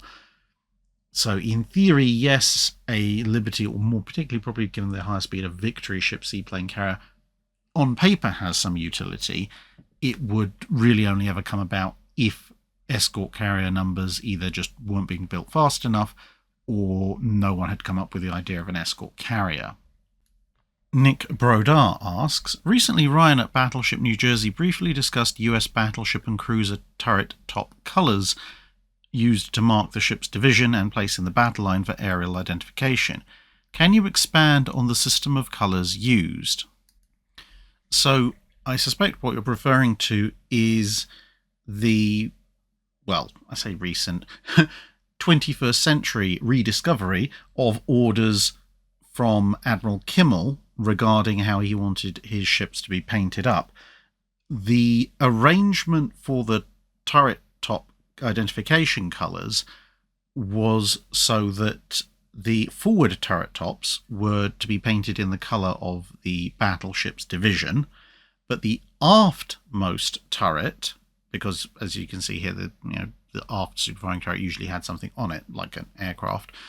The aftmost turret was painted in the colour of the battleship's aviation division, which was a separate matter.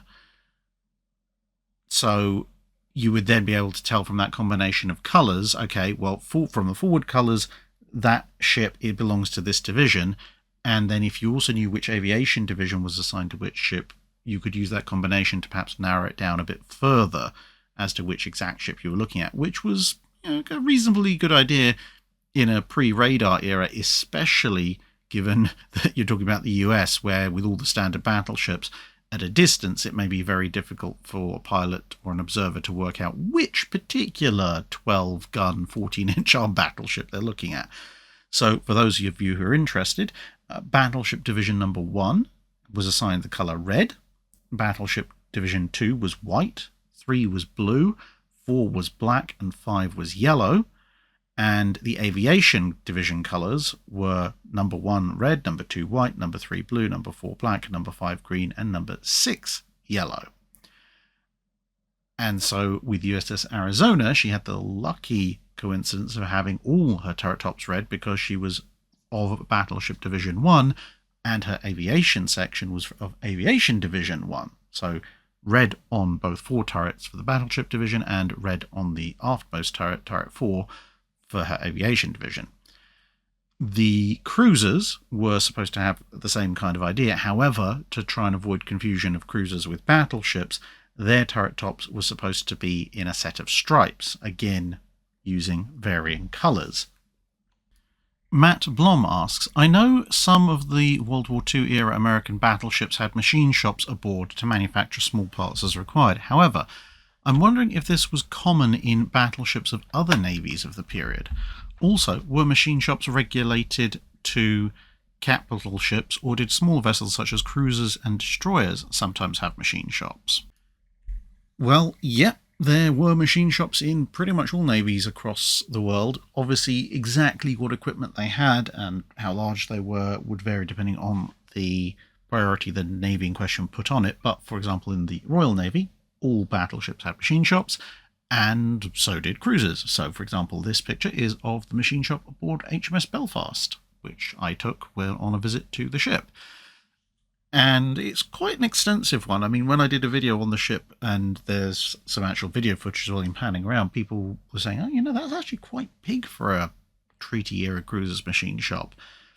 And even when you get down to the level of destroyers and other small escorts, you tend to find there is at least some machinery space. by the time you get down to that scale, it's not a machine shop anymore. It's usually a machine cabin or a small space that's shared by several different disciplines. So there might only be a small hand lathe, maybe a power drill, and a bench saw or something like that. Some fairly minimal stuff, but there would still at least be some machining, as opposed to big lathes and bench presses and so forth that you could get on a cruiser or a battleship. But of course, the biggest ones would be found on battleships and aircraft carriers, and obviously would have the most tools, the biggest tools, and therefore the ability to manufacture more and bigger and better things. Primark 359 asks, what would a US Navy 1950s carrier anti-shipping strike package look like? Did they develop a new doctrine post-war? How large a package would they wait to assemble, and what bombers would be used? What weapons? It depends massively on which carrier and which period during the 1950s you're talking about.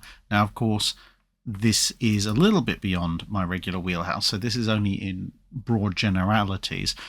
But they weren't going to be lobbing things like Fritz X around simply because Fritz X requires a fairly hefty bomber to carry, and, well, okay, yeah, they've got the A3 Sky Warrior towards the end of the 50s, but you're still not lobbing Fritz X's around. It's just an impractical weapon to put even on a supercarrier. But the reason I mentioned that carrier type is being important as well is, of course, you've got your Essexes, Midways, and towards the end of the 50s, you've also got the Forrestals. You can see Forrestal here in the late 50s with a lot of jet aircraft aboard. But to give you some idea, in the beginning of the 1950s, if we look at USS Midway, so kind of a midway point in terms of overall carrier sizes for the US Navy in that period, at the beginning of the 50s, her air group consists of F9F Panthers, so the fighters, but she's still primarily carrying F4U Corsairs and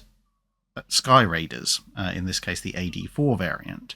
So an anti-shipping strike package from Midway in, let's say, early 1952 is probably going to consist broadly of Corsairs and Sky Raiders, with the Corsairs probably carrying rockets and the Sky Raiders, depending on the target, possibly carrying torpedoes or bombs for dive bombing, because of course they could do both.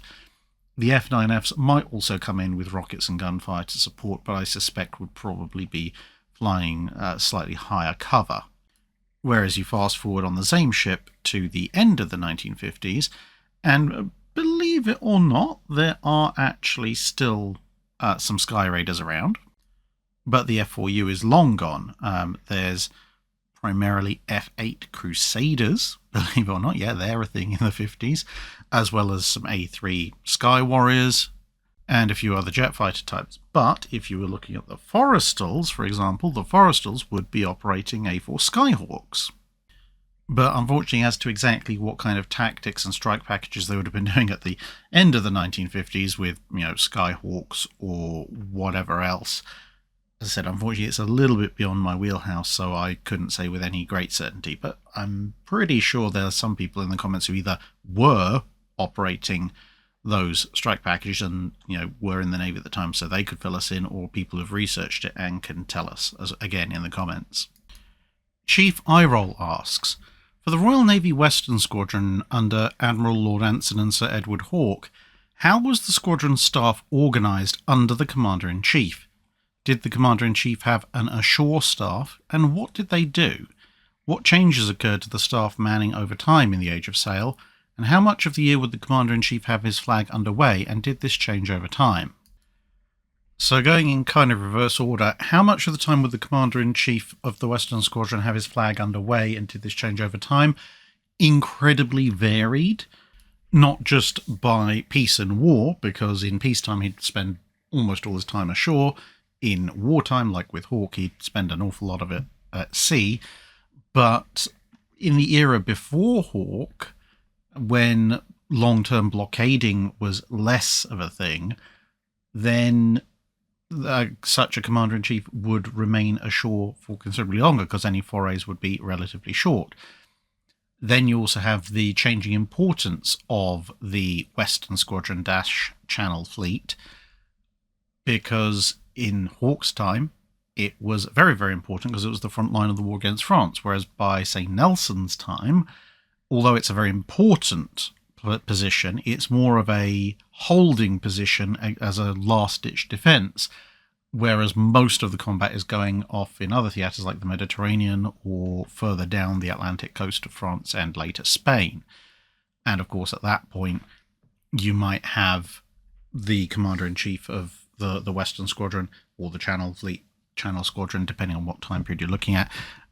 They will be at sea when there's a major threat out there, but with the more extensive system of communications and the main threat axis moved away, then they will typically have maybe a good portion of the fleet out there in time of war, but under the command of a subordinate, and then be expected to head out and lead the whole thing in person once word arrives that an enemy formation is approaching. In terms of staff, yes, if you're in charge of a major Royal Navy position like the Western Squadron, which obviously includes various ashore commands like Portsmouth and Plymouth and such like, as well as a fleet, you will have a staff, but trying to work out exactly how many staff they would have and what exactly those staff would do is a completely moving target at that point. It's not like today or even in the early part of the 20th century where there would be certain establishments and expectations for permanent staff to which small changes might be made. Back then, there may be one or two, colloquially speaking, assigned roles, such as a quartermaster position and so forth, but whether you went beyond the minimal assigned number of roles, or whether you found someone particularly brilliant who could do 2 or 3 of the specifically assigned roles all in one, or whether you went the whole hog and had 50 staff, was largely down to the person who was in charge at the time, both in terms of how much money could they wangle out of the Admiralty beyond the established, this is the minimum that you're going to get amount. And obviously that could change depending on who was in charge and whether it was peacetime or wartime. But also if you were independently wealthy, as many of the higher-ranking Royal Navy admirals tended to be, you could, at least for a while, perhaps afford a few additional staff of your own, which would be under your personal employ, working on the general ashore staff. And they might come with you on the ship, or they might stay around to manage things. And yes, you could have people under private employ managing Navy business. If you happen to work for an admiral, it meant that your position was a little bit more secure because the admiral would usually know for a considerably longer period of time what their finances were like. Whereas with the Admiralty, the war's over, right, we're going to cut the budget by X amount, therefore half of these people are going to have to go. And as a result, how the staff are organised changes quite radically. In fact, of all the people to mention, you mention Admiral Hawke. He's the one who got the idea going of replenishment at sea for the blockading squadron. So that's why I said long-term blockade's not really so much a thing before his time, because the ships could go out on blockade and then they'd begin to run short of supplies, so they'd have to come back to port, which meant that either you could maintain a weak blockade by cycling parts of the fleet in and out, or you could have a strong blockade for a period of time, and then you could just maybe have some frigates there while the fleet went home, or a portion of it went home, to rest and resupply and then come back again. Whereas Hawke came up with the radical idea of maybe the supplies should come to us instead, which in turn obviously meant that pre-Hawke you would have a fair number of staff ashore dedicated to organising the supplies for when the ships came in, and organising storage ashore, and therefore either making sure that you've got supplies that will last a long time in a warehouse, or keeping a close eye on when ships are due back so that you can order fresh stuff in to arrive at hopefully around about the same time. Whereas once Hawke's in place and his successors, then that whole staff role changes completely, because now you still need supplies ashore for ships that are coming in and out, but you've got a whole other set of roles of securing supplies, securing transports, organising transports and their escort out to the fleet, working out where the fleet is, etc., etc. So Unfortunately, for clear answers, the Western Squadron is one of the very, very unclear subject because, decade by decade during the period of Anson and Hawke, and in some cases even half decade by half decade, pretty much everything that you specified in your question changes radically one way or the other. Pedden Harley asks, how important was crew comfort to ship designers in the late 19th and 20th centuries? How expensive were such habitability factors in the design in terms of weight and space? And did any navies stand out for sacrificing some of the more offensive aspects of ships in favour of providing crew comforts? Conversely, did any navies condemn their sailors to wretched conditions in pursuit of a few more tons for speed, protection and firepower? Well, there's a certain minimum below which you're going to get significant unrest in the crew, so you have to accommodate that. But beyond that, how much extra play you get very much depends on the navy in question, because some habitability factors might not cost you all that much, others might cost you quite a bit. So, for example, the Royal Navy, especially in the 19th and 20th centuries, once you've got steam power, did try and make arrangements, whether through putting crew quarters near funnel trunking or with some other form of piping, to make their crew quarters warmed on the general basis that a nice warm sleeping area is good for sailors' morale. And of course the Royal Navy is primarily operating in colder waters, but they're not really thinking about operating in tropical waters all that much, which is, to be fair, a little weird considering they have the Mediterranean Fleet and the China Station. But their main solution to that was just to rig big canvas awnings everywhere and paint the exterior white to try and keep the heat down. But of course, come World War II, that did come back to bite them a little bit, because a nice, relatively insulated and or heated sleeping area where everyone's in close proximity, which further helps warm everything up, is brilliant if you're in the North Sea or in the Arctic Ocean. Not so brilliant if you're in the Central Pacific. The flip side to that is, of course, the US Navy, which did have air conditioning, which is fantastic if you're in the Central Pacific, but you don't really need to be made any cooler if you're on an Arctic convoy.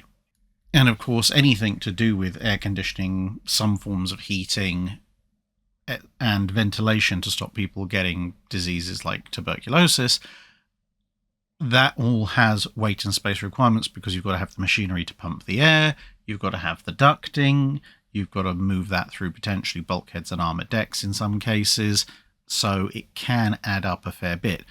And likewise, just in terms of sleeping space, if you, say, give every man an additional 2 inches width, either in hammock hanging space or on their bunk if you're in the US Navy, that doesn't sound like all that much. But when you've got a crew of 800, 1200, 1500 people, that's suddenly a lot of inches you've got to find, and suddenly your overall need for square footage to accommodate crew goes up quite a bit. And of course that's going to displace other things.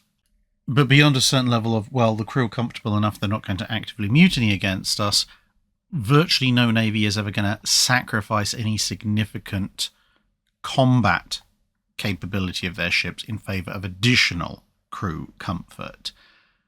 Although, obviously, how much they do have to sacrifice to meet that minimum necessary requirement will depend very much on their operational area, like we said with the whole heating and air conditioning system. And also there's culture. An American or a British sailor would probably expect to be treated a little bit better than, say, the average sailor in the Imperial Japanese Navy, and thus crew accommodations would reflect that.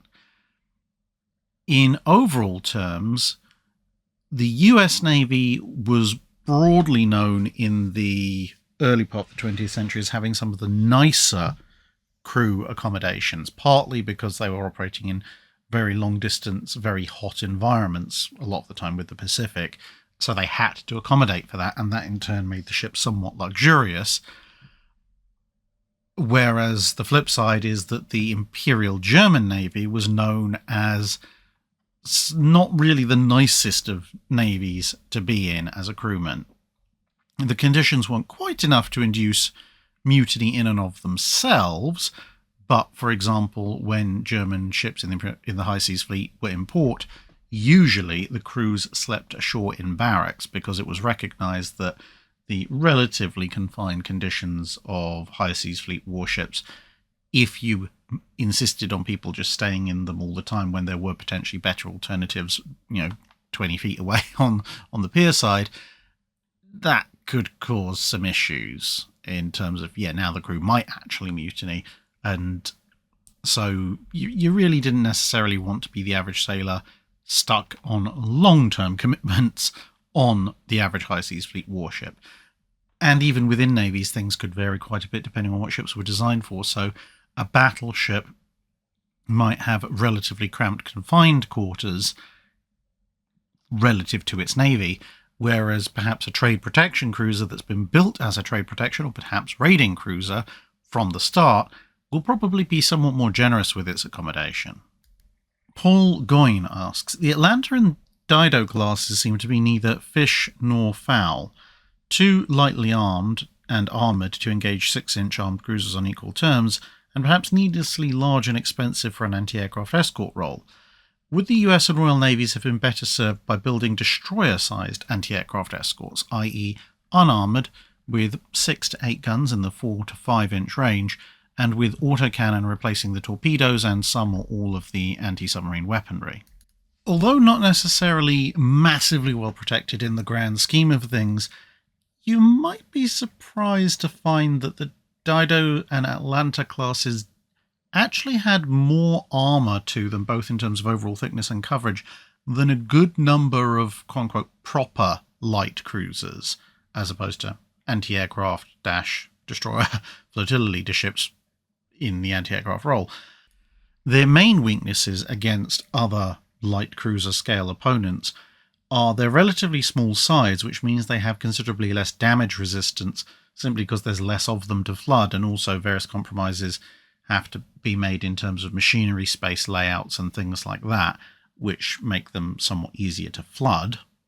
And their ability to engage other cruisers very much depends on what the other cruiser you're engaging is.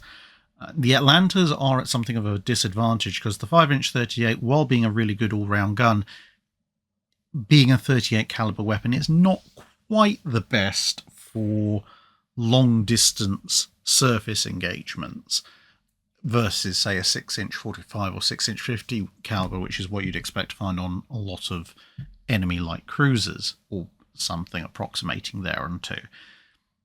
Which means that although the sheer number of guns and the rate of fire that the Atlanta has would mean if they can get up close and personal, they can smother a target like cruiser and fire, they've actually got to close that distance, which would be the difficult element.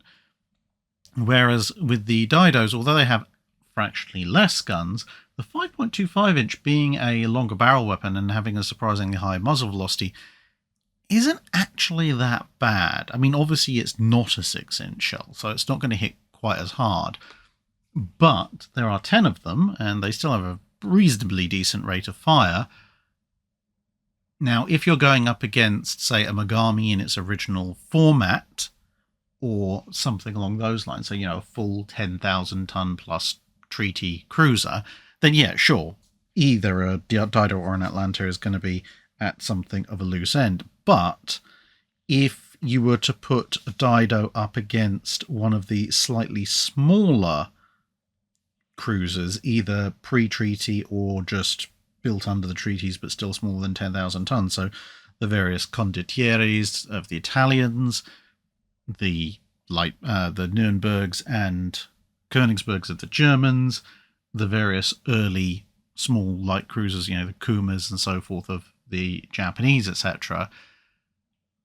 While those ships are fast and carry 6-inch or 5.9-inch guns, and therefore could give an Atlanta a problem just by essentially engaging at range, they'd probably be a disadvantage against a Dido, because a Dido could hit them with more shells at roughly similar ranges, and protection and size-wise, those kinds of ships are usually going to be on a par, or potentially even the Didos are better protected than they are. But having established their kind of place in the pecking order a little bit more, would the two navies have been better off with destroyer-sized AA escorts? Maybe. You certainly could have built more. I think the problem you might have is, well, what both navies experienced to various extents, which is that a destroyer-sized escort is going to have the fuel and therefore the endurance of a destroyer, which means you're going to need to top the poor thing up quite a lot, and it's not going to be quite as viable in high seas and so forth as compared to a cruiser, which is going to be able to go further, withstand sea conditions a little bit more, etc., etc. And that also plays into things like stability as a gun platform, especially in the early part of the Second World War.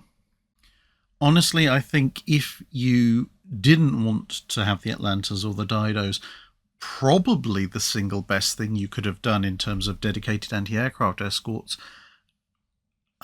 I don't think going destroyer size would work. It's just that little bit too small, but I think either in the US Navy's case actually enacting the plan they had, and in the Royal Navy's case massively expanding the plan that they had in terms of converting older cruisers to dedicated anti-aircraft cruisers, that would be your best bet. So in the Royal Navy's case, that would involve basically taking as many of the C class as humanly possible, possibly even some of the D class, and switching them over to being covered with, in the Royal Navy's case, twin 4-inch guns, and in the US's case, coming up with a 5-inch 38 conversion for the Omahas.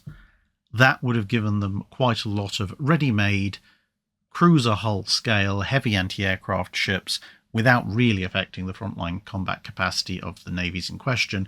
And then you can dedicate the resources you would save from doing that into potentially building, in the Royal Navy's case, more towns, or more Brooklyns or Clevelands in the US Navy's case. Glenn Ricafrente asks, could you talk about the naval actions that took place in between the first and second big night battles of Guadalcanal? Well, I mean, there's not really a huge amount to talk about, to be perfectly honest. You've got the aftermath of the first night action with the crippled ships of both sides trying to limp away, and on both sides there's some fairly big losses due to attacks not from surface ships. So Hiei is finished off by aircraft from Henderson Field on the one hand, and Juno obviously is hit by torpedoes from a Japanese submarine that was actually trying to go after the San Francisco but missed. And that kind of wraps up the tail end of that part of the engagement.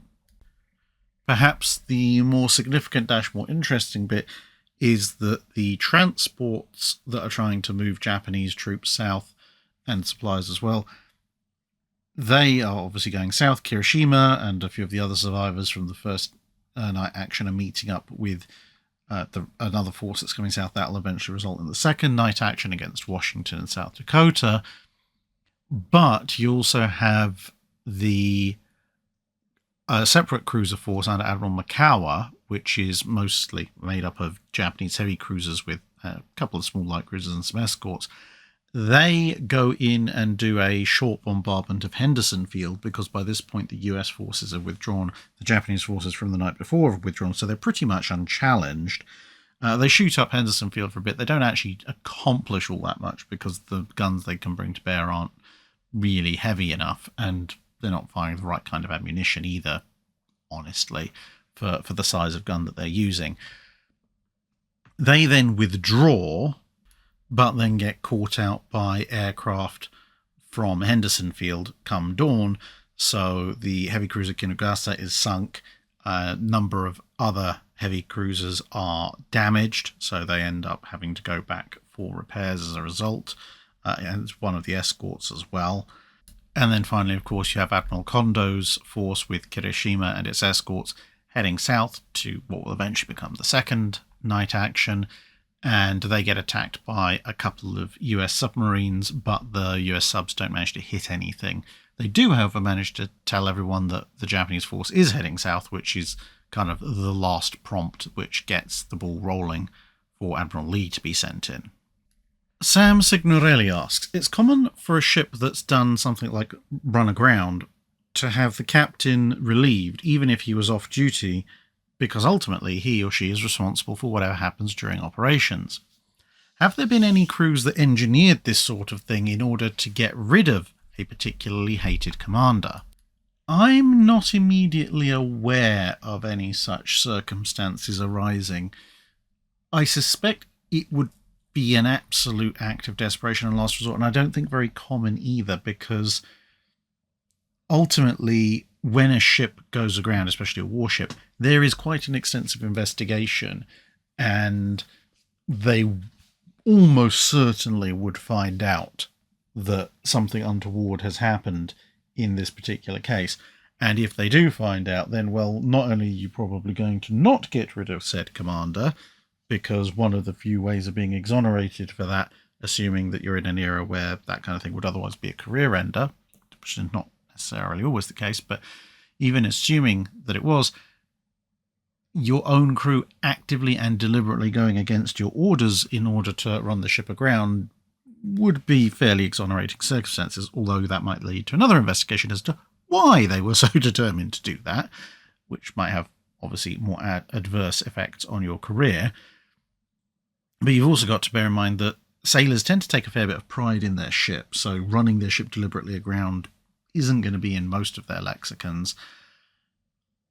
And the amount of risk they're taking, if you deliberately run a ship ashore, you are really putting your life on the line in terms of you'd have to make sure you did it absolutely perfectly so you didn't sink the ship and risk killing yourself, or making this into a far bigger issue than it would otherwise be by, accidentally sinking it, even if you do survive. I think if a crew was really that desperate to get rid of a commander, they'd probably go straight to the mutiny option rather than deliberately run their own ship ashore. Jeffrey Conley asks, Thomas Cochrane was considered a very daring, if not somewhat crazy, sea captain. My question is, what was the French Navy's reaction to him, as some things I've seen in various shows indicate that he became something of a boogeyman for them? Well, let's put it this way. The French had a lot of Royal Navy captains to worry about, some of whom gained considerably more notoriety with the French specifically than Cochrane. Now, that's not to say that Cochrane wasn't a pain in the side of the French Navy. He absolutely was. But if you look at a record of his career, Cochrane spent, at least for the Napoleonic Wars period, a somewhat longer time of his exploits at sea making a pain of himself to the Spanish in terms of, absolute amount of time spent persecuting them. While he did spend a good amount of time going after French holdings, and some of the things he did were quite blasé, they tend to be concentrated in a few, relatively speaking, short bursts of activity, whereas someone like Pellew was just a constant day in, day out, year in, year out thorn for the French, and so became considerably better known. Cochrane was more of the rabid attack dog that was wandering around and burning and blowing things up, and you just hoped he didn't show up off of your coastline. So I think for the majority of his at-sea service in the Napoleonic Wars, the Marine Nationale's main reaction to him was, oh good, he's attacking the Spanish, we don't have to deal with him.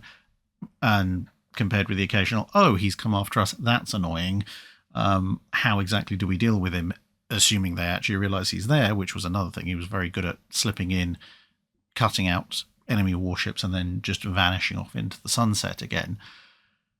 So I think, he definitely would have had a reputation as someone that you would regret seeing if you saw his ship sail over the horizon and heading in your direction. But because of the relatively concentrated nature of his activities versus some of the other Royal Navy captains that just made a pest of themselves pretty much for their entire careers, I think the Marine Nationale's general recognition of him would have been a little bit lower down the pecking order than some of the others, like I say, like Pellew or, of course, Nelson and Collingwood and so forth. I think if you want a European Navy or European nation that really, really, really regretted the name Thomas Cochrane ever coming into existence, it would be the Spanish. Because, as I said, not only did he go and persecute them an awful lot more, after the war was over, he decided he was going to go and persecute them even more in South America. Probably cost them a good chunk of their South American empire, or at least helped in that regard. Bunkerbuster asks, cruisers and battleships with hexagonal turret layouts, if the target was on the starboard side and the guns faced them, what would the port side turrets do? Would they stay on the centre line of the ship, or would they need to swing out for stability? Generally speaking, if you know for a fact your target is on the one side, perhaps if you're in a battle line or so forth, then the unengaged turrets on the unengaged side would just stay pointing fore or aft as relevant. And that's simply because turrets by this point, generally, assuming they'd done their math properly, were balanced. So technically speaking, it shouldn't matter too much, as long as the ship's on an even keel, which way the turrets are pointing. So you don't need to mirror match turrets to make sure everything is nice and balanced. That is going to be pretty much the case anyway. So the turret crews on the unengaged side would simply stay in position, ready to go, and then if the ship is turned, then obviously they would be given orders as the ship begins to turn, or perhaps shortly before the ship begins to turn, to start to bring their turret to bear, or turrets, depending on how many of them there are. Brian Stevens asks, the romantic in me likes to think that after the Spanish Armada, England understood it needed a mighty navy and set about making it. I understand from history, though, things were not quite that neat. When would you say the English or British Navy crossed the line from an assemblage of ships into an actual navy able to go toe-to-toe with the likes of Spain and France? I would argue you're probably looking at around the mid-1600s. At the end of the 1500s, going into the 1600s, as you go from the Elizabethan period to the early Stuarts, English naval power really decreases somewhat, and the Royal Navy hadn't been particularly large to start with, from bearing in mind that the vast majority of ships that faced off against the Spanish Armada were actually privately owned, with a core of royal ships. Then you have, once James I dies, Charles I tries to increase the size and capability of the Royal Navy, and I think he kind of starts things off. Much as Henry VIII is sometimes lauded as the founder of the modern Royal Navy, I think poor old beheaded Charles I probably deserves just as much credit, because he took what had been essentially a small core of personally owned royal ships, supplemented by an almost feudal levy of private vessels, and tried to turn that into an actual proper state-run, i.e. him-run, navy. He didn't get too far, because obviously he had to raise taxes, ship money at the time for it, and that was one of the many reasons you have the English Civil War. However, he gave the Royal Navy a really good flying start, because then you had the English Civil War itself, which saw Parliament needing to raise a navy, as well as the core remaining royalist navy. And then in the Commonwealth period, one of the few good things that you could say that the Commonwealth period did for the UK was that it moved the Royal Navy over from a specific institution under the personal ownership of the monarch, for which the monarch therefore needed to raise specific taxes or ask Parliament for specific expenditures, over to a state-run organisation which could be funded from general taxation, which obviously meant the actual amount that you had to pay as a citizen towards it could be much more easily hidden, and therefore less likely to cause general issues.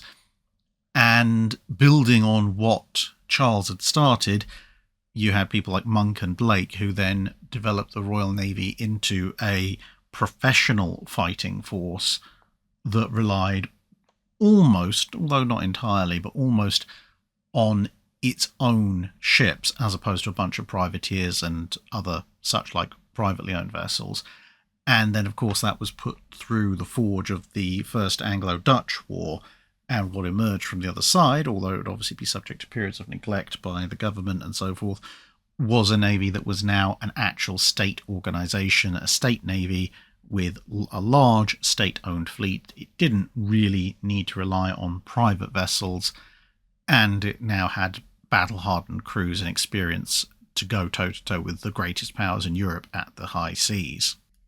Paul Pimblott asks, during the Age of Sail, what would you say were the most important but least known battles involving the smaller navies of the world?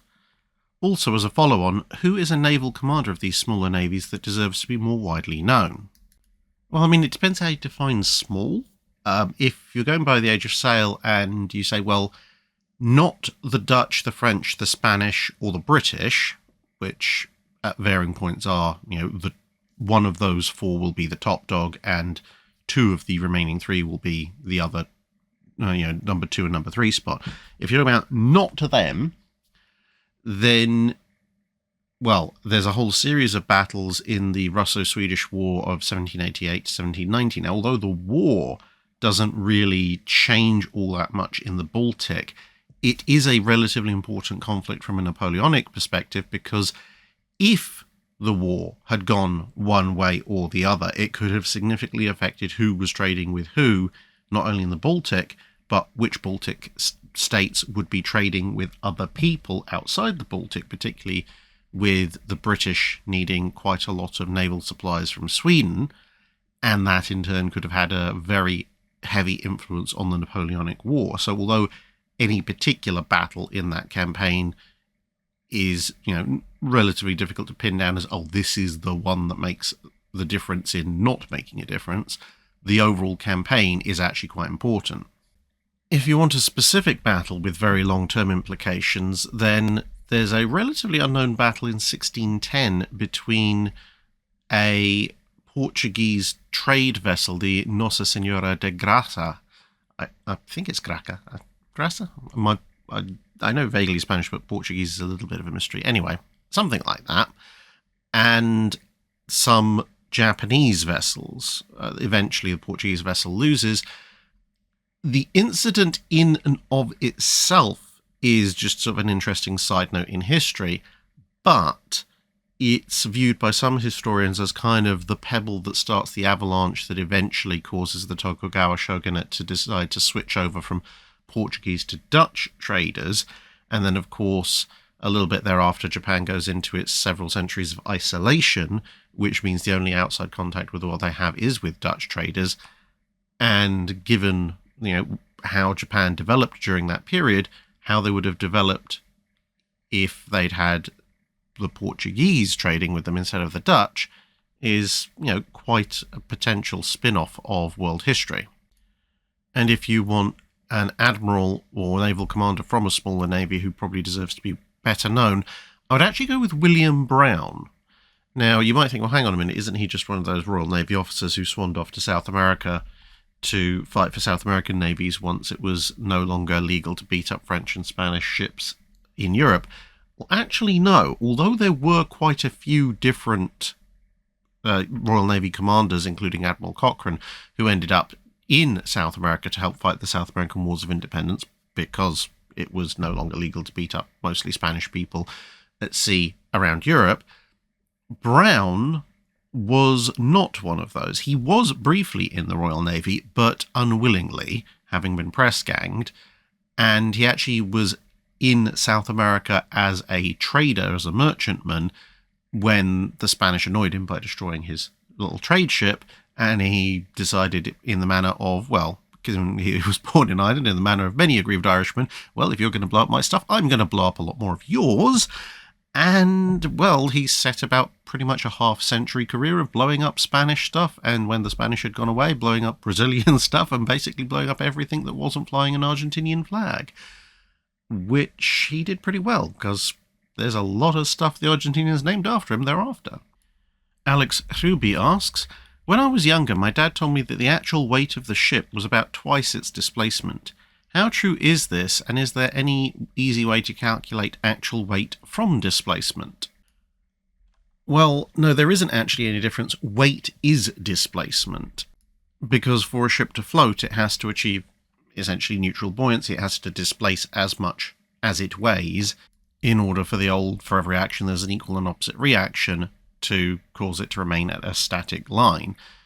Now, there are a few things I can think of that he might have meant by something relating to a ship's weight is twice its displacement, which could be something like, say, for a cargo ship, perhaps it can actually carry twice as much weight as the ship displaces. That wouldn't necessarily be particularly uncommon in certain eras. I don't know what exactly the full load displacement versus standard or normal displacement ratio is for modern cargo ships, but I'm given to understand it's considerably higher than that on a modern container ship. Something like 80 or 90% of a fully loaded container ship's displacement is cargo weight. But speaking strictly in terms of the statement, as I said, no, the weight of the ship and its displacement are exactly the same, which is why when you put more weight on a ship, it displaces more to an exact tonnage. So, if you take a 400-ton additional weight onto a 35,000-ton battleship, it now displaces 35,400 tons. Now the Bronhong Cheron asks, for capital ships' main turrets, after each firing, how long did the crews have to wait before opening the breach? And how do they manage the heat and the fumes that were generated? Typically there wasn't a wait time at all in terms of standing around with the gun static, waiting for it to cool down or whatever to open the breach. Because obviously when you fire the gun, first the gun's going to recoil, and on a capital ship's main turrets, that recoil is going to be quite extensive. It's got to be absorbed by the recoil compensators, and then the gun's got to settle back into its normal position. Then on most ships, unless you're firing very close in, the gun's going to have to come down to the loading angle. And during that period, while the gun is essentially resetting itself ready for loading, there'll be a compressed air system, or on some ships a compressed nitrogen system, that will blow a amount of compressed gas into the gun without the breech being opened, and that purges all the remaining smoke and fumes and such from inside the gun, because obviously if they get into the turret, that's very, very bad. The occasions the system fails, people tend to die. But 99.9% of the time, the system works, and the whole thing is pretty automated. It's kind of triggered by the gun firing. So by the time the gun has actually come to a static point where the crew can physically safely access the breach, it is now safe to open. And in some systems, their blast of compressed air would also be accompanied by a short blast of cold water, which, depending on the system and depending on the period, was either just to help cool the face of the breach a little bit to avoid burn hazards, and also in some navies where they were using very energetic propellants that might leave burning residue that might not be affected as much by the blast of compressed air, it would also help put out any embers. And once the breach was open, the first thing they would do is check down the barrel to see if those systems had worked, because if they hadn't worked, the breach would be closed back up and the cycle would be run again. And the turrets themselves would generally be very well ventilated, because apart from anything else, you would have dozens of men in a very confined metal box, which means heat would build up rather quickly if you didn't have ventilation, and that's before you get into, obviously, things like the machinery for the shell hoists and the charge hoists, and any heat that might be leaking into the turret if you're in a hot environment in the Mediterranean or the Pacific. And there may also be small amounts of fume residue building up as well if you don't have the ventilation systems working properly. Plus, of course, remember that on most ships in combat, the opening up front on the turret where the gun sticks through may not have its canvas blast bags in place, at which point you may also have residual fumes from the business end of the gun blowing back into the turret. So you need the turret to be very well ventilated. Dr. D.M. Platt asks a series of connected questions. In your opinion, how efficient were the Yamatos as battleships? If the Yamato was designed to fight two ships simultaneously, then should they have gone with 4 triple 16-inch turrets or 4 twin 18s or some similar combo? And could they have had 4 triple 18-inch? This is something I've actually been pondering for quite a while, because with some ships, with my engineering background, I can look at them in comparison to their contemporaries and go, yeah, either that's hilariously inefficient, or that's very efficient, or it's just okay. Yamato, however, is of course a little bit of a left fielder because she's so much bigger than everything else in terms of displacement, and therefore doesn't really have any actually built contemporaries to easily work against. You could argue, you could compare her to the Montana or some of the larger discarded Montana designs or some of the late war Lion reworks and so forth. But of course, they have the benefit of being paper ships that were never built. So assessing their actual capabilities, because what a ship can do on paper and what it can do in practice very often differ, maybe not by too much, sometimes by quite a lot. And you've also got to consider it from, I suppose, two perspectives, what I might call the overall perspective and the detail perspective. So my conclusion is that from an overall perspective, for the tonnage that they have, the Yamatos are a relatively efficient design. They bring a very considerable amount of armor and very considerable firepower at pretty decent speed. And when you compare firepower per ton, armor per ton, etc., they come out pretty well in the grand scheme of things. In other words, if you want a relatively heavily armoured ship with 9 18-inch guns travelling at 27-ish knots, most nations would struggle to put a ship in the water with those specs that's any considerable displacement less than Yamato. And yes, I know there are things like the number 13 design, Incomparable, and the N3s, which bring similar levels of firepower to the table on considerably less tonnage, but with the exception of Incomparable, the other designs are, generally speaking, much, much slower, and with the exception of N3, nowhere near as well protected, and even N3 isn't quite as well protected in some areas in terms of raw paper stats as Yamato is. And when you look at, say Queen Elizabeth versus Hood and look at the proportional displacement difference that was needed to go from Queen Elizabeth design to Hood, which is essentially roughly the same level of armor protection and firepower, but with just more speed, and then you look proportionally at something like N3 and go, well, what would we need to get N3 up to 27 knots?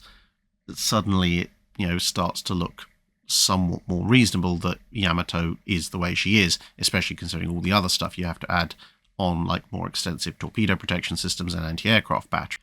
Now, of course, you can go into detail with things like the exact layout of Yamato's torpedo defense systems, the exact placement and nature of her armor, and a particular bugbear of mine, actually, the decision to put those triple 6-inch turrets in superfiring positions over the main turrets. And in detail, there are certain inefficiencies in Yamato's design. So if you gave me the basic Yamato plans and asked me or a US or British ship designer to alter them in a way that would perhaps make it a more efficient in detail design, then yes, you absolutely could improve on it. But as a broad effort, it's pretty good. Now, in terms of if Yamato is designed to fight two ships at once, should they have gone with 4 triple-16s or 4 twin-18s, etc., there is a certainly fairly strong argument for that in, well, both the actual design series. I did a video on the design that led up to Yamato. There were a few considerations of that type. And objectively, yes, engaging with either 8 guns in 4 twins or 12 guns in 4 triples would be a lot of an easier layout if you're trying to engage 2 ships at once as compared to 9 guns in 3 triples, because you're going to get a 6-gun salvo on one, which is okay, that's fine, but getting a 3-gun salvo on the other is not quite optimal. However, there are obviously reasons for selecting that. The 18-inch was selected trying to kind of leapfrog other battleship designs. You could make an argument that being hit by the monstrous Yamato shells, even 3 of them, would be pretty bad, but then of course you've got the ranging issues. But then again, if you look through the Yamato design video, you'll see there were issues with trying to keep the size of the ship down, hilariously enough, given how big they were. But the Japanese didn't want them to be excessively large, which again sounds a bit silly when you think about what they actually turned out as, but there's super ships we can pour our money into and spend a lot of money upgrading our infrastructure for within reason, and then there's, oh well, if we make the ship 150 foot longer, then everything goes up exponentially cost-wise. And I think that's the main problem with a 4-turret Yamato design, whether it's twins or triples, is that it would just take up more space longitudinally and thus make the ship considerably larger and more expensive. But that does kind of play into my bugbear and the last part of could they have had 4 triple 18-inch. I think on the design of Yamato's hull as it was, probably not quite, but on the other hand, it probably wouldn't have needed a huge amount of massaging to get 4 triple 18-inch in there if they had discarded, as I said before, my particular bugbear, those super firing 666s, because the amount of space on the centre line they take up longitudinally, if you eliminated them, would buy you most, maybe not all, but most of the physical footprint you needed to stick another turret in. Now, of course, even the combined weight of those 2 666-inch turrets is not going to be anywhere close to the weight of another triple 18-inch turret with its barbette, which is why I say you would still have to change the design somewhat. You would have to make the ship somewhat larger to accommodate the additional displacement, and of course then you'd need more power as well because the ship's heavier. But it could definitely be done, and if I was doing it, I would just go the whole hog and eliminate all the 666-inch, because bear in mind when they started out they had the wing 666-inches as well. There is a certain argument to be made for the fact that a 6-inch is a fairly useful caliber for use in obviously fighting off cruisers and as a supplementary caliber for shooting at battleships. However, if you actually have a proper dual-purpose gun, or you think you do, in the Japanese case, the 5-inch, I would rather have, even if you weren't putting in a triple 18-inch 4th turret, and in this case, let's say we are, but either way, I would personally rather have saved the centerline space and just had lots more dual-purpose 5-inch than have a split armament of 5-inch and 6-inch. And the Japanese ended up partially agreeing with that anyway, because they took out the wing-mounted triples in exchange for more anti-aircraft guns. So in theory, if you just didn't have any of the 4 666-inch and then use the space on the centerline to fit in another 18-inch and just had a massed 5-inch dual-purpose battery down either side, you probably could have gotten away with that with just a slight increase in Yamato's size. Ian Carr asks, the Harwich Force, why was this force such an important unit of the Royal Navy in World War I, but was not significant in World War II despite facing the same enemy? 3 primary reasons in ascending order of importance: the size of the German Navy, air power, and the fall of France. So starting off with they're all important factors, but the least of the important of the 3 factors, the size of the German Navy. In World War I, obviously the Kaiserliche Marine was considerably larger than the Kriegsmarine would be in World War II, and that meant that there was a very strong possibility of significant German warship movements in the southern North Sea. And with, even by World War I, the Royal Navy having to base itself in terms of battle fleet primarily out of Scapa because of back then the threat of submarines and mines, and later on in World War II the threat of aircraft, it made sense to have a small, fast, mobile striking force based considerably closer, which could harass the German Navy. So, in World War II, well, the Kriegsmarine doesn't have large amounts of light cruisers and destroyers to go herring around the southern North Sea. Therefore, the threat isn't present.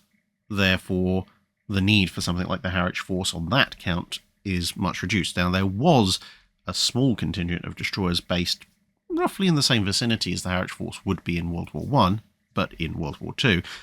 But they were mostly concerned about convoy protection because, well, German destroyers just weren't coming out to play. Next, you have air power. So, as I said earlier, the Royal Navy redeployed the battle fleet to Scapa because of the threat of submarines, but destroyers and small cruisers were, generally speaking, not really vulnerable to U-boats in the First World War, as a matter of course, and so they could be based considerably closer and not really face all that much of a hazard. However, by World War II, air powers come in a big way, and any large contingent of destroyers and small cruisers based in Harwich or the nearby area, southeast England, would be subjected both in port and at sea to considerable Luftwaffe attention. Now, of course, the RAF could try and cover them, but nothing's ever perfect, so it would leave them considerably more vulnerable, and the Royal Navy in both wars was always short of destroyers, so leaving them where they could be picked off essentially at any point by angry Luftwaffe pilots wasn't really such a good idea. And then the biggest problem was the fall of France, because one of the main purposes of the Harwich Force, apart from just generally irritating and stopping German attempts, was to secure the Channel, stop any attempted infiltration by major German fleet units from getting into the Channel, partly because that was the easiest way for German shipping to get out to the Eastern Atlantic to terrorise merchant vessels. Otherwise, you had to go the much longer route around Scotland. But also because the British were sending large amounts of men, ammunition and supplies to France and bringing back wounded men and men on leave and so forth from France. So there was a huge amount of cross-channel activity going on. Whereas in World War II, France fell relatively quickly, relatively early in the war, and the whole of the northern French coast, the Channel coast, was occupied by the Germans, which meant there was precious little point in trying to plug the Channel with a World War II Harwich force, because the Germans had control of ports on either side of that point, and therefore all they needed to do was send a few ships through in a force that a modern Harwich force couldn't necessarily stop, or as they did historically, mostly send submarines, which would go under the water, and just have themselves based out of northern French ports or French Atlantic coast ports. So a good chunk of the reason for the Harwich Force's existence was bypassed by the fall of France. And so with a combination of those three factors plus some other smaller factors, there wasn't really a World War II equivalent to it. Fettler's Fictile Fettler, fourth finest Fettler, Fettlers forged for foreign Fictile Fettling forays, asks, how were unpressurized boats carried by submarines without instantly transforming either the submarines or the boats into K-class impersonators? And what was the largest boat or landing craft carried by a submarine that survived a dive? Well, most of the time in terms of boats carried by submarines, they're not boats in the traditional sense that you would think of. Some early submarines would carry a boat as kind of a lifeboat kind of setup, but a lot of those would have them specially fared into the hull casing in a waterproof element, so they were part of the design. Well, that goes all the way back to mid-19th century submarines like the Plongeur. Then you have the majority of boats carried, which would be inflatables. So they'd be stored deflated, wrapped up, and in the time period that the Channel covers, inside the casing but outside the pressure hull. So at that point, they're just another inert lump of material that is part of the design spec for the sub, so they don't really affect its diving capability at all. Then you do have the occasional submarine that would actually have what you might consider a full-on rigid boat mounted on the deck, usually aft, or possibly two, most commonly found in the Imperial Japanese Navy in the Second World War, when they had a variety of Daihatsu landing craft that was stuck on the back, usually for transport of supply purposes. Now, that could take one of three forms. Occasionally, a Daihatsu would be towed. Sometimes one or two Daihatsu would be stuck just on the back of the sub. Just, take a standard landing craft and put it on there. Now, both of these pose some hazards because the submarine was supposed to be making pretty much its run in at night, so they weren't expecting to have to dive. So these Daihatsu would usually be just standard types, which meant that if the submarine did dive, there was a non-zero chance of that submarine ruining the Daihatsu it was carrying, because the Daihatsu would be carried underwater, which it wasn't really designed for. It would essentially be being sunk. Now, on the size of a Japanese cruiser sub, the relatively small displacement of a Daihatsu, yes, it would slightly impede its diving, but if you've fully flooded the ballast tanks, or partially flooded them and put the hydroplanes down, it'll be a minor bump before it floods. And again, coming back up to the surface, yes, you'd be slightly down by the stern because of the increased displacement of the water that the Daihatsu would still be holding. But again, you can use your trim tanks and ballast tanks for that. So it would affect your diving capacity a little bit, but if you were going to be diving in those circumstances, it would be an emergency. You probably wouldn't care too much anyway, much like when I-1 was attacked by Moa and Kiwi. The other way of doing it was, as the war progressed, the Japanese got a little bit more advanced with things, and they actually invented special waterproofed Daihatsus, which could be mounted on a sub, and the sub could dive with them quite nice and easily without ruining the Daihatsu. And depending on what level of installation it was, it could either just be a waterproof one stuck on the back like the non-waterproofed ones, but there's also some references to specialized mountings replacing the aft deck gun, which presumably would have encased the Daihatsu in some way, shape or form to make it completely watertight, which would then have, it would just have been a fixed unit, which again, yeah, it would have slightly affected the ship's buoyancy and trim, but you know that going out, so you can correct in terms of how much water you need to have in each ballast and trim tank and how much air in order for the submarine to dive, level off and rise again. And in that vein, I suspect, at least in the time period the channel covers, that a pair of Daihatsu were probably the largest set of landing craft carried by a submarine that then also survived its dive. Carl Sonderstrom asks, for propulsive purposes, is there a difference in meaning between screw and propeller, or are the terms interchangeable? For most practical intents and purposes, they're entirely interchangeable, and indeed, well, propeller, that which propels, is a very basic term. Screw propeller obviously is a thing that propels by means of the use of a screw-type mechanism. Obviously originally an Archimedes screw, now a multi-bladed screw as found on most ships, especially in the time period the channel covers. In colloquial terms, quite often these days, people tend to use propeller to refer to a aircraft, a prop plane, i.e. not a jet aircraft, and screw is used a little bit more commonly for ships. However, there are a few edge cases in where screw and propeller are not necessarily interchangeable. So obviously, as you can see here, this is a typical propeller setup that you would expect to find on a ship in the time period the channel covers.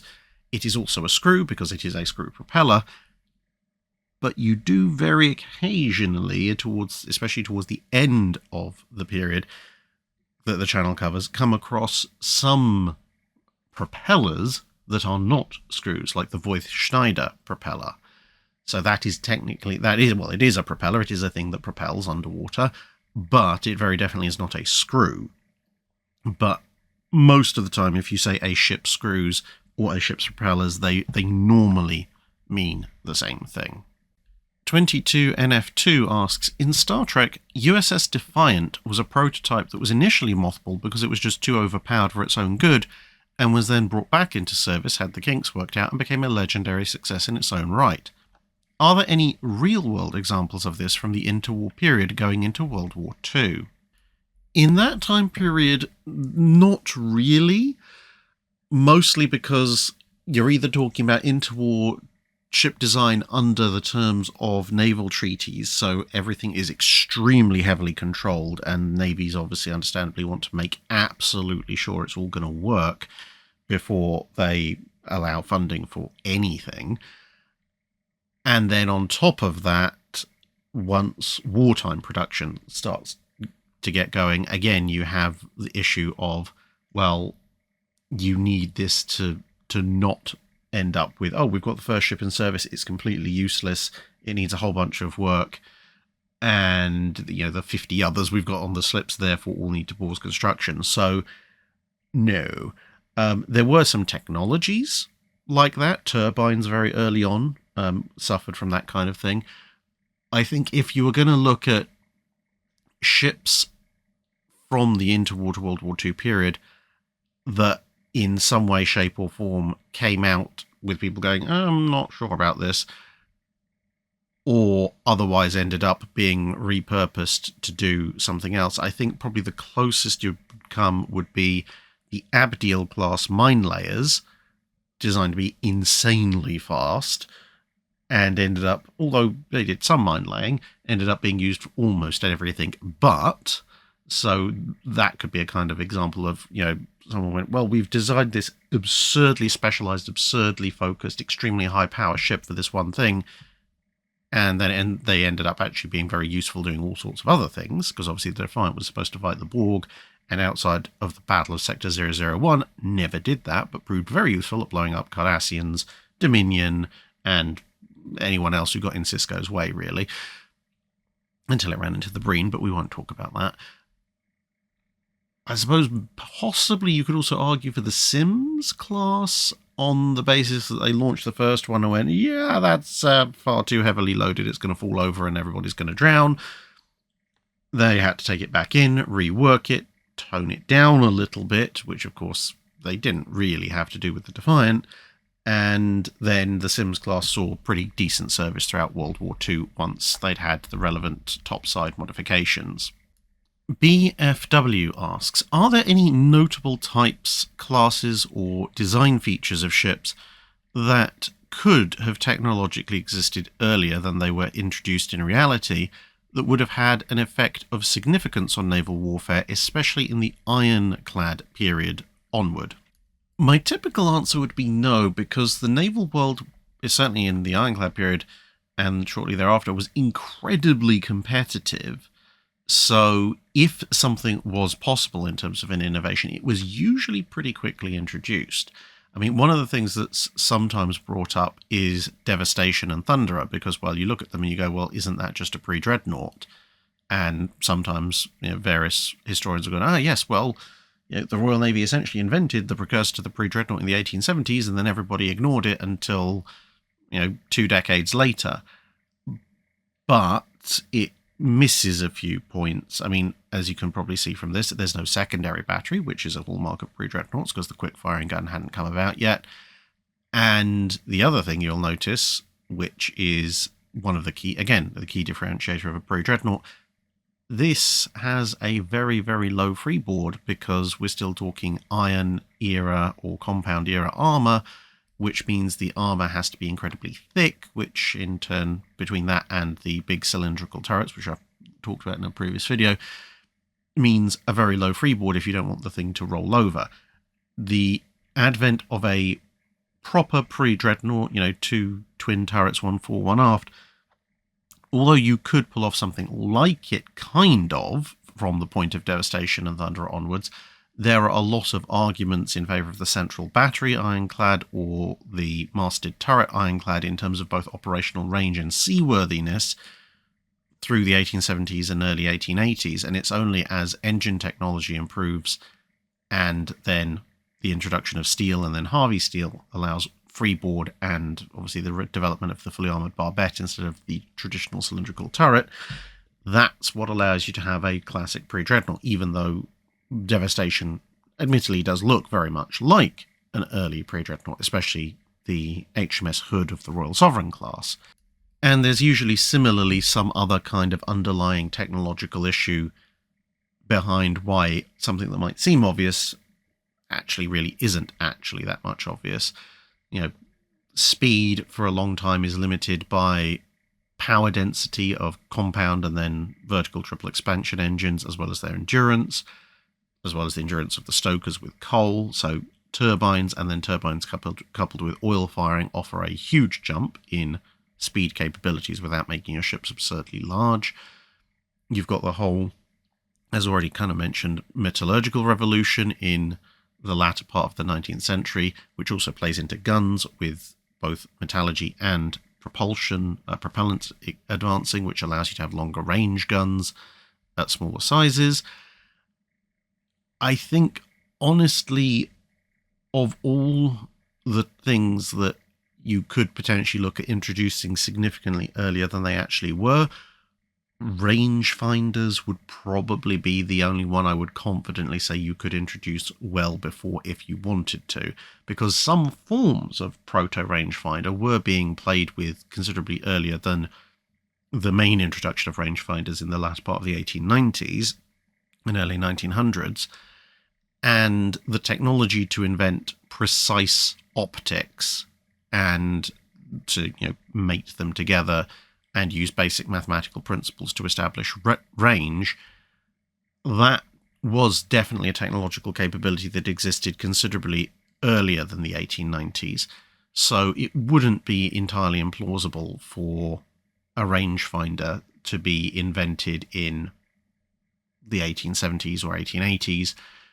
Now, much like the early rangefinders that probably would have been limited to finding range at a distance of a few thousand yards, but in that time period, even being able to fire 3,000-4,000 yards accurately instead of 500 to 1,000 yards, while the guns of the time, even before the propellant revolution, could achieve those ranges, and that could radically change the way that naval combat was looked at in the 1870s and 1880s, and of course potentially kickstart the development of rangefinders a lot earlier, which in turn would make longer range gunnery a thing a lot sooner, which in turn would probably cause people to start looking into better metallurgy for guns and propellants somewhat sooner, because guns would probably by, let's say, the late 1880s, early 1890s, have hit the maximum capability of their range at the time, and the rangefinders potentially being able to see further than the guns themselves could actually shoot.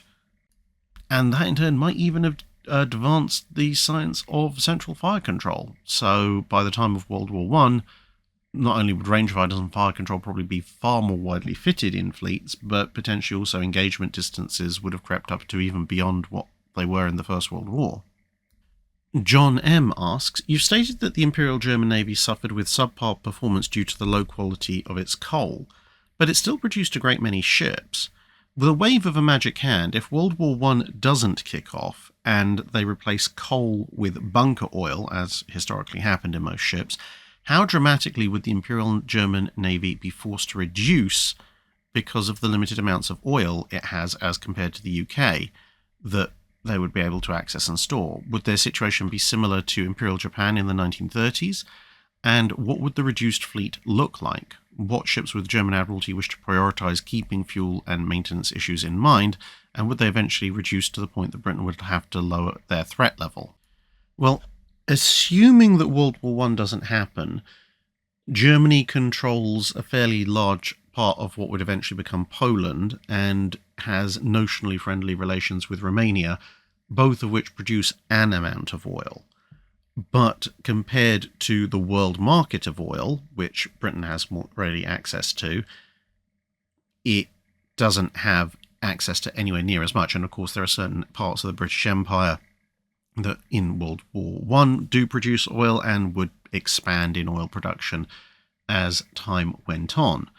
So initially, a reduction in force if they'd switch from coal to oil probably wouldn't be too great, because, I mean, the older coal-burning ships would obviously be gradually phased out, but as long as peace is maintained, they can just import oil. There is a fair amount of oil going around.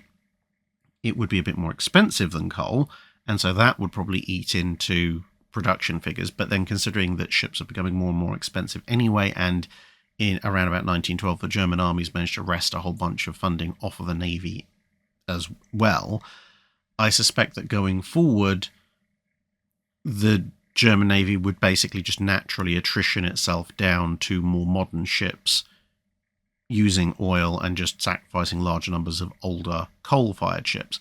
Although programs like the Mackensons and Ersatzjorks probably wouldn't be quite as large because it's not driven by wartime needs.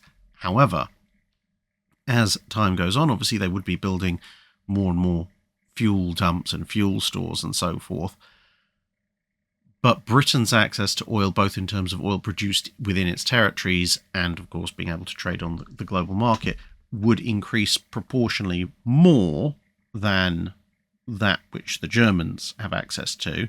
And, of course, the Germans having a big army, that will also be demanding oil and oil derivatives for fueling its motor vehicles and then later on aircraft in the Air Force.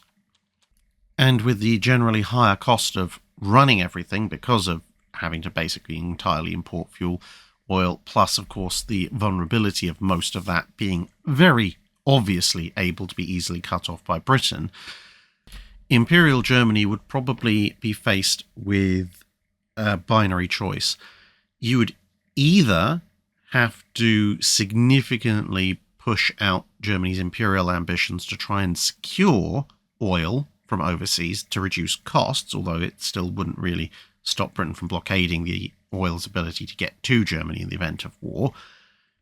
That might involve, for example, bullying the Dutch, but that could then lead to a war with Britain in and of itself. The other option would be that eventually, especially with, as I said, in the 1910s, the German army beginning to win the funding argument, the combination of higher costs and the massive vulnerability of the German Navy to a British blockade in terms of fuel would lead to German foreign policy perhaps having to step back a little bit from challenging Britain, and perhaps, much as Germany had been seen previously in the 1880s and so forth, perhaps being seen as more of a counterweight to France, which of course won't have suffered the utter devastation it did of the First World War, and Russia, which arguably probably will be in a similar, although somewhat rockier boat. And by seeking rapprochement with Britain, perhaps, especially as the Kaiser reaches the end of his life and a new Kaiser it comes into play, the Imperial German Navy will probably just generally, gradually downsize to a point where it's maybe 40-50% the size of the Royal Navy, partly because it's going to obviously reduce costs, partly because it's going to mean that Britain's not quite as worried about Germany, and it also means that if they do end up with a rapprochement with Britain, then as an Anglo-German alliance combined, that's still a very substantial increase in naval power, but also secures oil supplies for the Germans, because of course if Britain is on their side or they're on Britain's side, then Britain is instead going to guarantee oil supplies in any potential war, and between them they still hilariously outnumber any theoretical French or Russian fleet. And you might end up in some ways like a pre-World War I and mid-World War I US Navy, very capital ship heavy, because that's the big prestige stuff to show off and look good.